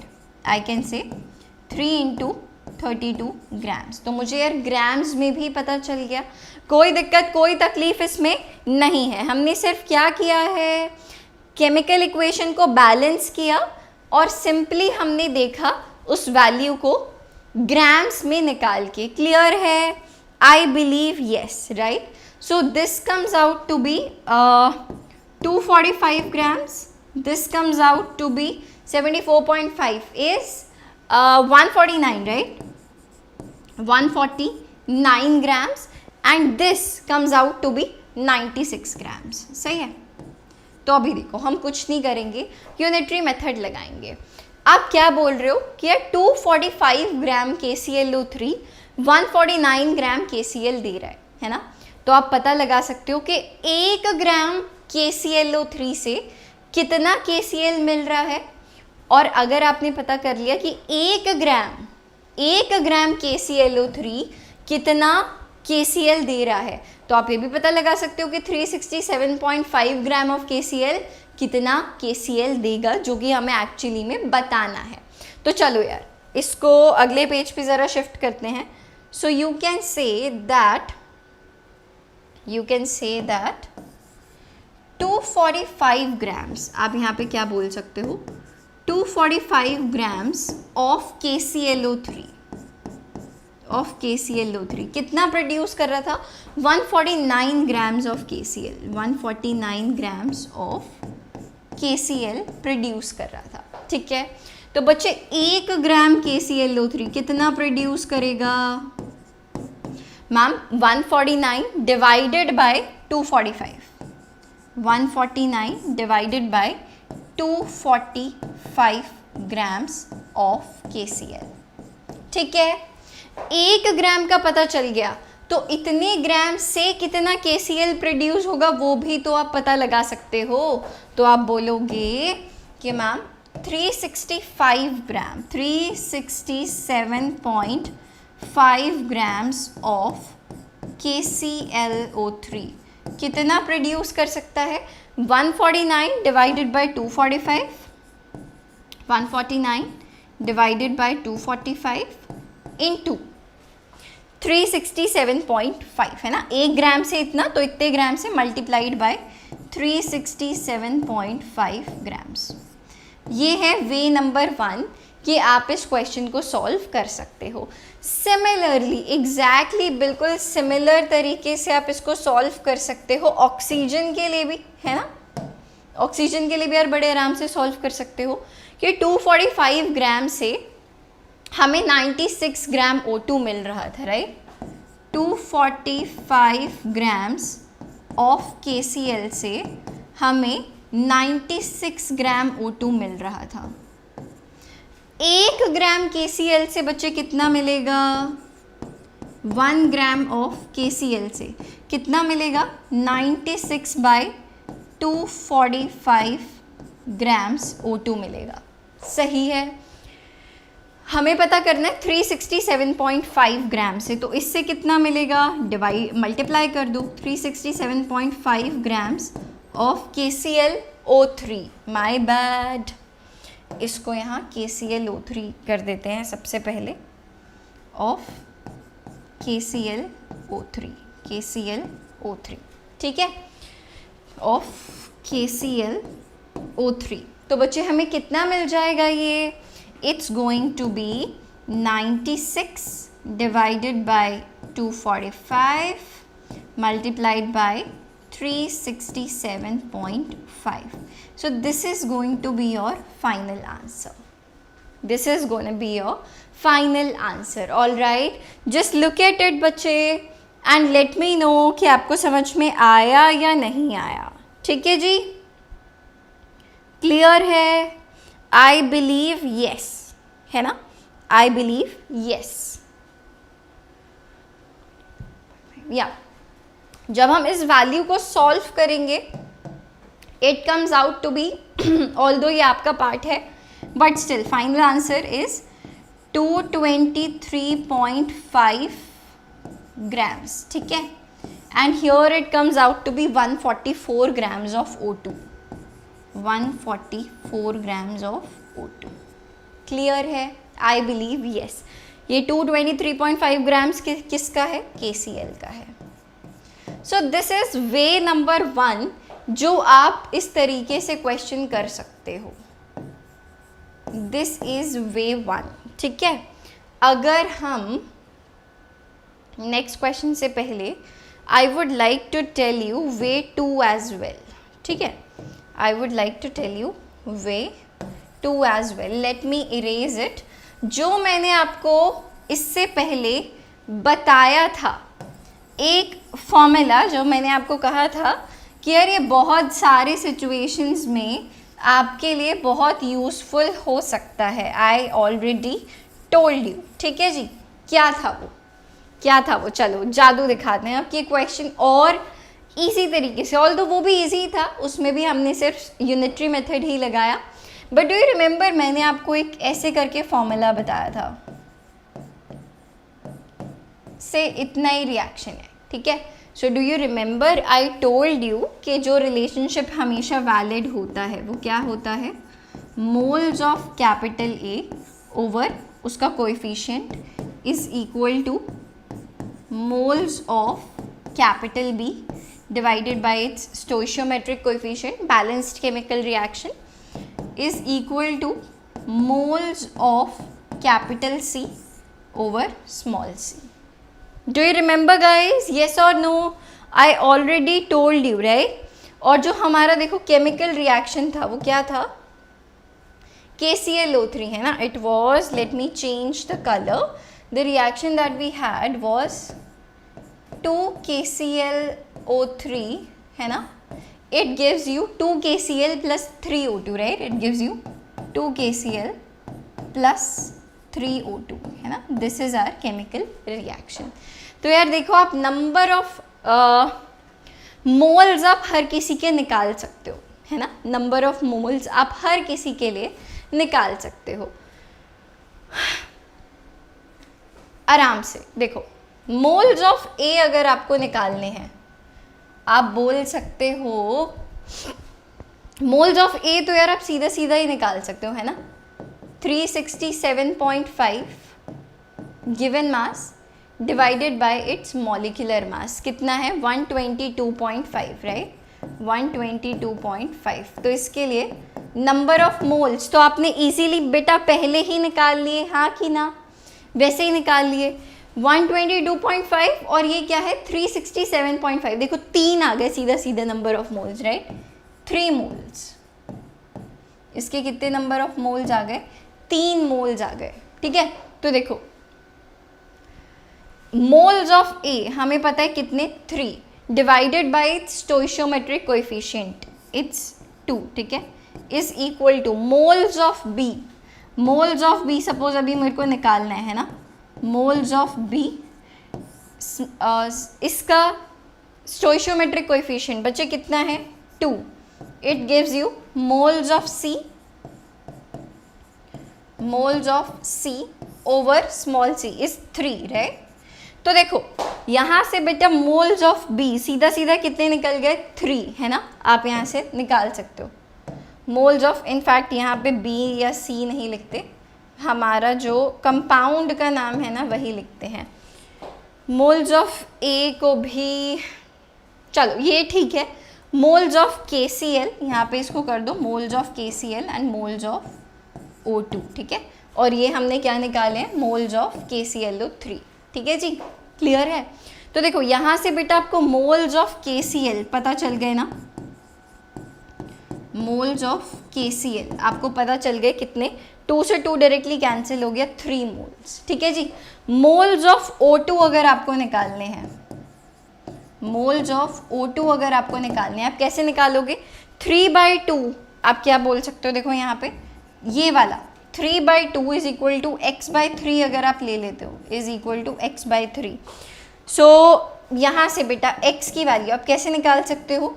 2x is equal to, cross multiply कर रहे हैं बच्चा, 2x is equal to 9, right? तो x will be equal to 9/2 यानी कि 4.5, ठीक है? सो आप यहाँ से बोल सकते हो x इज 9/2. तो इसके मोल्स ऑफ O2 कितने आ गए? 4.5 मोल्स. 4.5 मोल्स. x बचे हमने मोल्स ऑफ O2 लिया है यहाँ पे, ठीक है ना? तो ये आ गए कितने बेटा? 4.5 मोल्स. क्लियर है? अब देखो आपके पास जब नंबर ऑफ मोल्स निकल के आ गए, जब आपके पास नंबर ऑफ मोल्स निकल कर आ गए तो आप वेट निकाल सकते हो. कैसे? आपको पता है नंबर ऑफ मोल्स क्या होते हैं? Given mass divided by molar mass. तो बच्चे ये W कैसे आ जाएगा? Number of moles multiplied by molar mass. तो देखो नंबर ऑफ मोल्स आपने निकाल लिए, मोलर मास अब आपको दोनों का पता है, बस निकल गया, ठीक है? इतना मेरे को लगता है कि आप कर लोगे. This is your homework. थोड़ा लेंदी क्वेश्चन था क्योंकि आपको समझाना ज़रूरी था कि हाउ थिंग्स वर्क. ऑलराइट, ये बात समझनी बहुत ज़रूरी थी. ये क्या हुआ? चलो इसको यहाँ से डिलीट कर देते हैं ज़रा. या ऑलराइट, तो अब जल्दी से इसको भी देखो फिर हम चलेंगे आगे. ऑलराइट, नेक्स्ट क्वेश्चन के बारे में बात करते हैं जो कि आपको पहले अटेम्प्ट करना है और ये है आपका homework question. This is your homework question. इसमें आपको थोड़ा सा बच्चे दिमाग लगाना पड़ेगा. एग्जैक्टली वैसे जैसे हमने पिछला क्वेश्चन किया है ना, वैसा ही क्वेश्चन है, उसी तरीके के डेटा पर बेस्ड है. आप पिछले 2 सॉल्यूशंस देखोगे, आपको समझ में आएगा कि इसको कैसे करना है. So this is your homework question और आप मुझे इसका आंसर कमेंट्स में बताओगे और अगर आपसे सॉल्व नहीं होता है तो हम इसको अगले सेशन में सॉल्व करेंगे. ठीक है बच्चे, चलिए आगे बात कर लेते हैं. Let me see what we have. हाँ, अभी बात करते हैं हम लोग आगे. तो देखते हैं यार हमारा क्वेश्चन क्या है. हमें यहाँ पे लिमिटिंग रिएजेंट बताना है कि कौन सा है. ठीक है, हमें ये रिएक्शन गिवन है, बहुत इजी क्वेश्चन है. हमको पर सिर्फ बताना है कि लिमिटिंग रिएजेंट क्या है. हमने पिछले सेशन में ऑलरेडी देख लिया है कि लिमिटिंग रिएजेंट क्या होता है. Alright, what is limiting reagent? जो कि रिएक्शन में सबसे पहले कंज्यूम हो जाता है ना, जिसके वजह से हमारा जो रिएक्शन है वो रुक जाता है, लिमिट हो जाता है. That is your limiting reagent. अभी देखो रिएक्शन क्या कहता है. जब 1 मोल H2 गैस 1 मोल Cl2 रिएक्ट करेगा तो हमें वो 2 मोल HCl या 2 वॉल्यूम्स ऑफ HCl दे देगा, है ना. ये बात हमें यहाँ से पता चलती है. क्लियर है? Yes ma'am. तो चलो लिमिटिंग रिएजेंट बताते हैं. 3 moles of H2 and 5 mole of Cl2 हमें दिए गए हैं. तो लिमिटिंग रिएजेंट क्या होगा यार? देखो 3 मोल अगर इनिशियली जब हमारे पास 1 मोल H2 था तो वो 1 मोल Cl2 के साथ कंप्लीटली रिएक्ट कर रहा था, राइट. इस केस में क्या होगा कि 3 मोल H2 3 ही मोल Cl2 के साथ रिएक्ट करेगा और हमें 6 मोल्स HCl दे देगा. जो रिएक्शन है बेटा वो किसके हिसाब से चलेगा? H2 के हिसाब से चलेगा. क्यों? क्योंकि वो अब कम मात्रा में प्रेजेंट है ना. 2 मोल Cl2 के तो बच जाएंगे. अगर 2 ही मोल H2 के और प्रेजेंट होते तो हमें कंप्लीट रिएक्शन मिलता. अभी जो रिएक्शन है वो पूरा कंप्लीट नहीं हुआ. क्यों? क्योंकि Cl2 जो है वो अनरिएक्टेड रिएक्टेंट बचा है अभी हमारे पास. ठीक है जी. So yes, 3 mole of H2 3 mole of Cl2 के साथ कंप्लीटली रिएक्ट करेगा. और क्योंकि 1 मोल हमें 2 मोल HCl दे रहा था तो यहाँ पे हमें 3 मोल H2 अगर जो है, जो कि हमारा लिमिटिंग रिएजेंट है, यहाँ पे कौन है हमारा लिमिटिंग रिएजेंट? H2, right. तो हमें फाइनली कितने मोल HCl बेटा मिल जाएंगे? 6 मोल्स ऑफ HCl. हमें कितने मोल्स मिलेंगे HCl के? 6 मोल्स मिल जाएंगे. क्लियर है? चल 2 ग्राम्स एंड 80 ग्राम्स. तो यार इसको भी ना हमें पहले किस में कन्वर्ट करना पड़ेगा? We have to convert it to number of moles. तो आपको पता है कि नंबर ऑफ मोल्स आप कैसे निकाल सकते हो? Given mass divided by molar मास. ठीक है, तो बेटा इसका गिवन मास कितना है? 2 ग्राम्स. मोलर मास भी इसका H2 का होता है 2. तो यानी कि हम यहाँ पे बात कर रहे हैं किस 1 मोल के बारे में. और अगर Cl2 की बात की जाए तो ये कितना आ जाएगा? Given mass 80 divided by 35.5, right, divided bye 35.5. सही है? क्लियर है? तो यार ये 2 पॉइंट समथिंग निकल के आएगा, है ना. It's going to be 2 point something. लेकिन हमारे पास जो हाइड्रोजन के मोल हैं it is going to be 2 point something, right. अभी जो हमारे पास हाइड्रोजन के नंबर ऑफ मोल्स हैं इट इज़ सिंपली 1, है ना. तो 1 मोल हाइड्रोजन 1 ही मोल Cl2 के साथ रिएक्ट करेगी. जो बाकी का 1 पॉइंट समथिंग समथिंग मोल है वो अनरिएक्टेड रह जाएगा. तो फिर से बच्चे जो हमारा H2 है वो क्या बना? लिमिटिंग रिएजेंट बना. क्यों? क्योंकि वो जल्दी ख़त्म हो गया, उसकी वजह से हमारा रिएक्शन जल्दी हो गया. 100 मॉलिक्यूल्स एंड 300 मॉलिक्यूल्स. अभी देखो यहाँ पे हमारा लिमिटिंग रिएजेंट कौन है, ये बात हमें बतानी है कि यहाँ पे हमारा लिमिटिंग रिएजेंट जो है बच्चे वो कौन है. So that's going to be Cl2, right. अब की बार हमारा जो लिमिटिंग रिएजेंट है वो होने वाला है Cl2. सही है? आप 4th केस में भी गेस कर सकते हो. आपको STP पे गैस गिवन है तो आप अगेन नंबर ऑफ मोल्स निकाल सकते हो बच्चे. कैसे? Given volume divided by molar volume, बच्चे कितना आएगा ये 0.5 मोल्स, कितना आएगा 0.5 मोल्स, और ये कितना आ जाएगा 1 मोल, सही है। तो क्योंकि हाइड्रोजन सिर्फ और सिर्फ 0.5 मोल ही है तो वो उतने ही Cl2 के साथ रिएक्ट करेगी और फिर से जो हमारा लिमिटिंग रिएजेंट है वो आ जाता है H2, ठीक है, क्लियर है, आई बिलीव यस। अभी देखो यार, नंबर ऑफ मॉलिक्यूल्स, बच्चे हम कैसे निकाल रहे थे, number of moles multiplied by Avogadro number, है ना। अब अगर आप इसको एवोगैड्रो नंबर से डिवाइड कर दो तो आपके पास क्या आ जाएंगे, नंबर ऑफ मोल्स निकल के आ जाएंगे। उसके अकॉर्डिंग आप देख सकते हो कि Cl2 जो है वो लिमिटिंग रिएजेंट होने वाला है। Here we have question number 1 जो क्या कहता है, calculate the mass percentage of benzene C6H6 and carbon tetrachloride CCl4 if 22 gram of benzene is dissolved in 122 gram of carbon tetrachloride। अच्छा, मास परसेंटेज हम लोगों ने सबसे पहले देखा था पिछले सेशन में, है ना, कि हम मास परसेंटेज ऑफ अ कंपोनेंट कैसे निकाल सकते हैं। अगर आपने अभी तक पिछले सेशंस नहीं देखे हैं, make sure you go and watch them, ठीक है भाई। तो चलो बात कर लेते हैं सबसे पहले मास परसेंटेज की, ठीक है। तो यार मास परसेंटेज ऑफ एनी कंपोनेंट ए आप कैसे निकाल रहे थे, of any component, just a minute, of any component ए। हम पहले कुछ सब्जेक्टिव क्वेश्चंस कर रहे हैं ताकि हम देख पाएँ कि हमारी अप्रोच जो है वो कैसी होनी चाहिए, ठीक है भाई। So yes, how do you do that, बताओ। यू से मैम मास ऑफ सॉल्यूट, या जिस भी हम कंपोनेंट की बात कर रहे हैं वो, राइट। सो यू कैन से mass of component A over mass of solution. Do you remember पहले वाला जो टर्म था न्यूमरेटर वाला, वो आपके कंपोनेंट से रिलेटेड था, नीचे वाला आपके सॉल्यूशन से रिलेटेड था।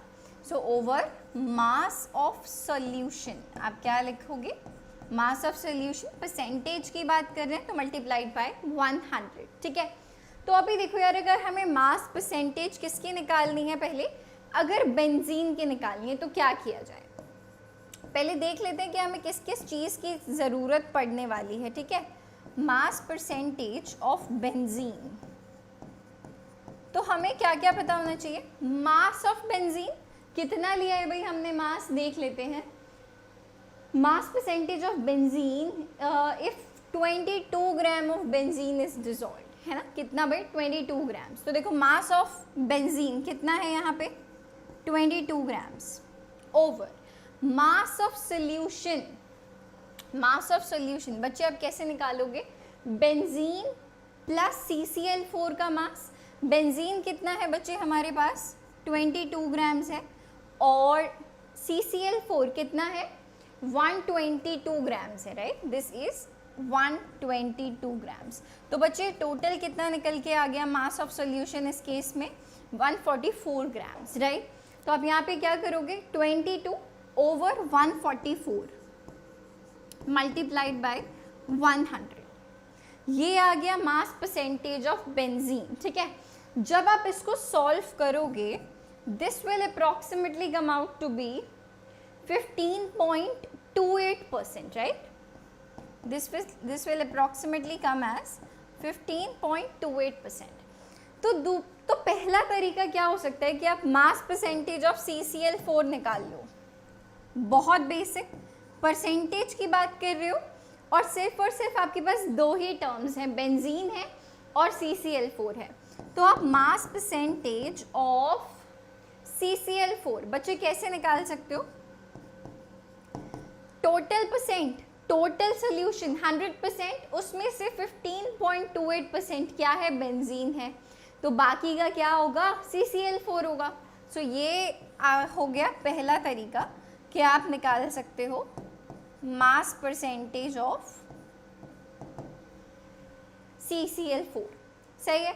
दूसरा तरीका एग्जैक्टली ऐसे ही, एग्जैक्टली जैसे अभी हमने ये निकाला है वैसे ही आप निकाल सकते हो। मास percentage of CCl4, how? Mass of component, अब की बार हमारा कॉम्पोनेंट क्या है? CCl4 है, तो आप बोलोगे मैम 122 ओवर 144 मल्टीप्लाइड बाय 100। सही है? So this is going to be your answer. Just look at it and then we will move ahead. Is that clear everyone? Let me know. तो जब आप इसकी एग्जैक्ट वैल्यू के बारे में बात करोगे it will come out to be 84.72%, right? 84.72%, ठीक है भाई? So this is your answer for this first question.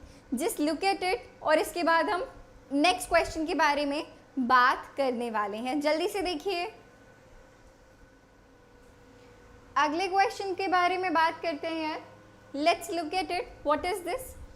Calculate the molarity. हमें क्या निकालना है बच्चे? मोलैरिटी निकालनी है of NaOH in solution prepared by dissolving 4 gram in enough water to form 250 ml of solution. Okay, तो आपने क्या किया है? आपने 4 ग्राम NaOH लिया, उसको आपने पानी में डिसॉल्व किया, ठीक है? और जो टोटल वॉल्यूम ऑफ सॉल्यूशन निकल के आया वो कितना निकल के आया? 250 ml निकल के आया, ठीक है? तो हमें अब मोलैरिटी बतानी है NaOH की, ठीक है? तो सबसे पहले यार मोलैरिटी को याद करते हैं। मोलैरिटी को हम स्मॉल m से रिप्रेजेंट करते हैं या कैपिटल M से? कैपिटल M से, ठीक है भाई? So this is molarity. और अगर एक याद दिलाने के लिए आपको बताया जाए तो 1 लीटर सोल्यूशन में जितने भी मोल्स सॉल्यूट के होते हैं वो उसकी मोलैरिटी कहलाती है, वो सोल्यूशन की मोलैरिटी कहलाती है, ठीक है भाई? So yes, molarity, how do we calculate? Number of moles of solute over volume of solution in litres, right? Volume of solution. इसमें एक ध्यान रखने वाली बात कि आपको जो सॉल्यूशन की वॉल्यूम लेनी है वो आप हमेशा किस में लोगे बेटा? लीटर्स में लोगे। ये है सबसे मुद्दे की बात, ठीक है भाई? इन लीटर्स। क्लियर है? तो देखो, हमें सबसे पहला स्टेप न्यूमरेटर चाहिए, number of moles of NaOH चाहिए। तो यार नंबर ऑफ मोल्स आप कैसे निकालते हो? Given mass divided bye molecular mass, right? How do you calculate it?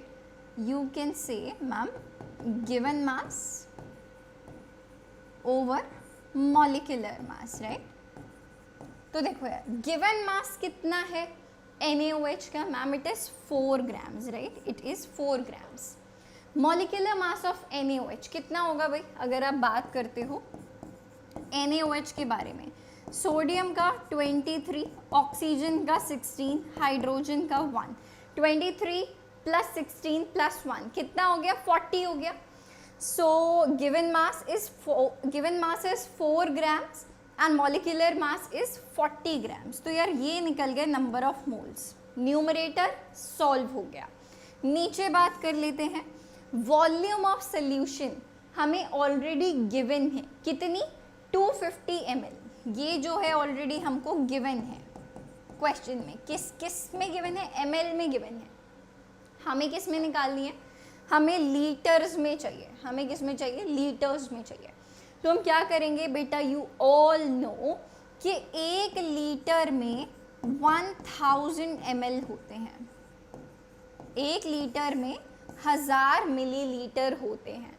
अभी अगर हमारे पास 250 ml सोल्यूशन है, हमें उसको लीटर में कन्वर्ट करना है। अगर आपको हमेशा छोटे यूनिट से बड़े यूनिट में जाना है ना? आपको मिलीलीटर से लीटर में जाना है तो आप हमेशा डिवाइड करते हो, right? So you have to divide 250 by 1000 and you will get your volume in litres, right? 250 divided by 1000 और ये वॉल्यूम हमारी किस में आ गई? लीटर्स में आ गई। ये हमारे पास क्या है? मोल्स आ गए। सही है? तो हमारे पास मोलैरिटी आ गई ना मोल्स पर लीटर में। सही जा रहा है मतलब सब कुछ। अब बड़े प्यार से, बहुत इजी सी कैलकुलेशन है, बड़े आराम से बड़े प्यार से आप इसको सॉल्व कर सकते हो। सही है, चलो करके भी देख लेते हैं। 4/40 इज 1/10, तो आपके पास ये डायरेक्टली आ गया कितना 0.1, राइट।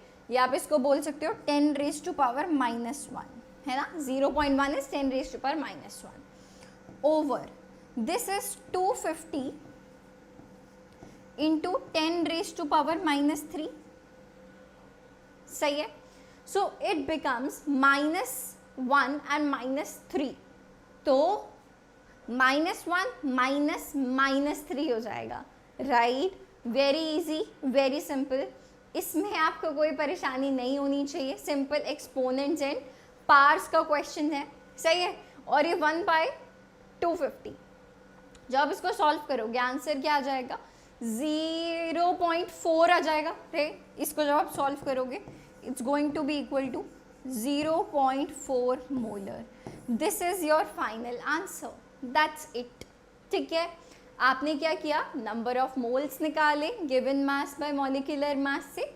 सेकेंड स्टेप में आपने क्या किया, वॉल्यूम ऑफ सोल्यूशन निकाला लीटर्स में, and then you are simply done. Cool है। जल्दी से इस क्वेश्चन को देखिए, फिर बात करेंगे अगले क्वेश्चन के बारे में। Now let's look at the next question. क्या कहता है भाई अगला क्वेश्चन, देखो।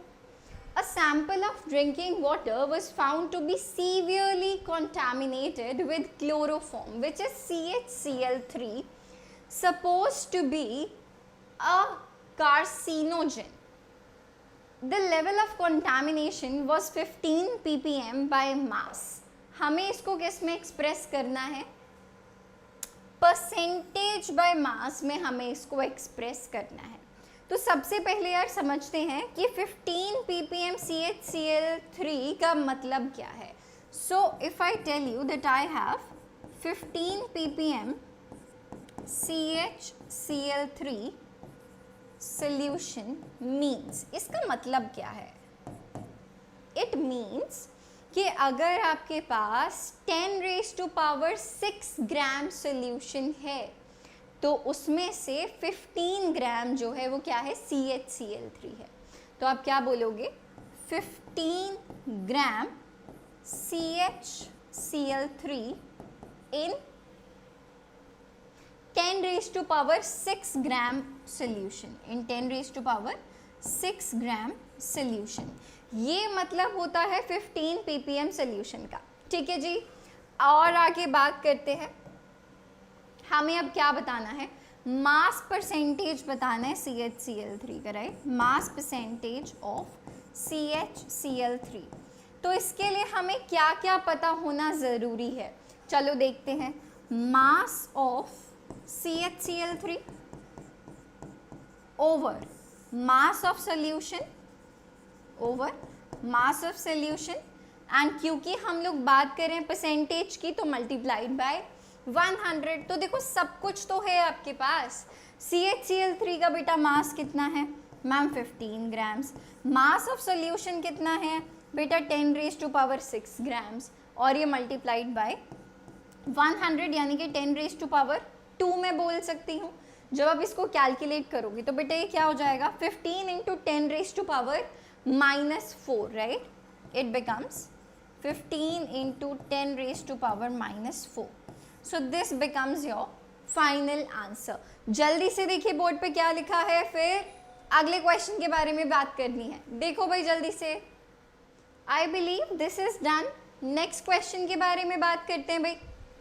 A solution is made by dissolving 2 moles of NaCl in 180 grams of water. Find the mole fraction of both the components. हमें यहाँ पे क्या निकालना है बेटा, मोल फ्रैक्शन निकालना है। तो देखो यार हमें पता है कि मैम मोल फ्रैक्शन क्या होता है। देखो if I tell you about से हम बात कर लेते हैं मोल फ्रैक्शन ऑफ, पहला कंपोनेंट हमारे पास क्या है NaCl है। So let's talk about NaCl, है ना। तो इसमें हमें क्या चाहिए मोल फ्रैक्शन निकालने के लिए, सबसे पहले number of moles of NaCl over total number of moles, right? Number of moles of NaCl over total number of moles, right? और हमको क्या पता है यार कि मैम नंबर ऑफ मोल्स निकालने के लिए हमें क्या चाहिए होता है, गिवन मास, कि उस कंपोनेंट का कितना मास है over it's molecular mass, right? Over it's molecular mass, right?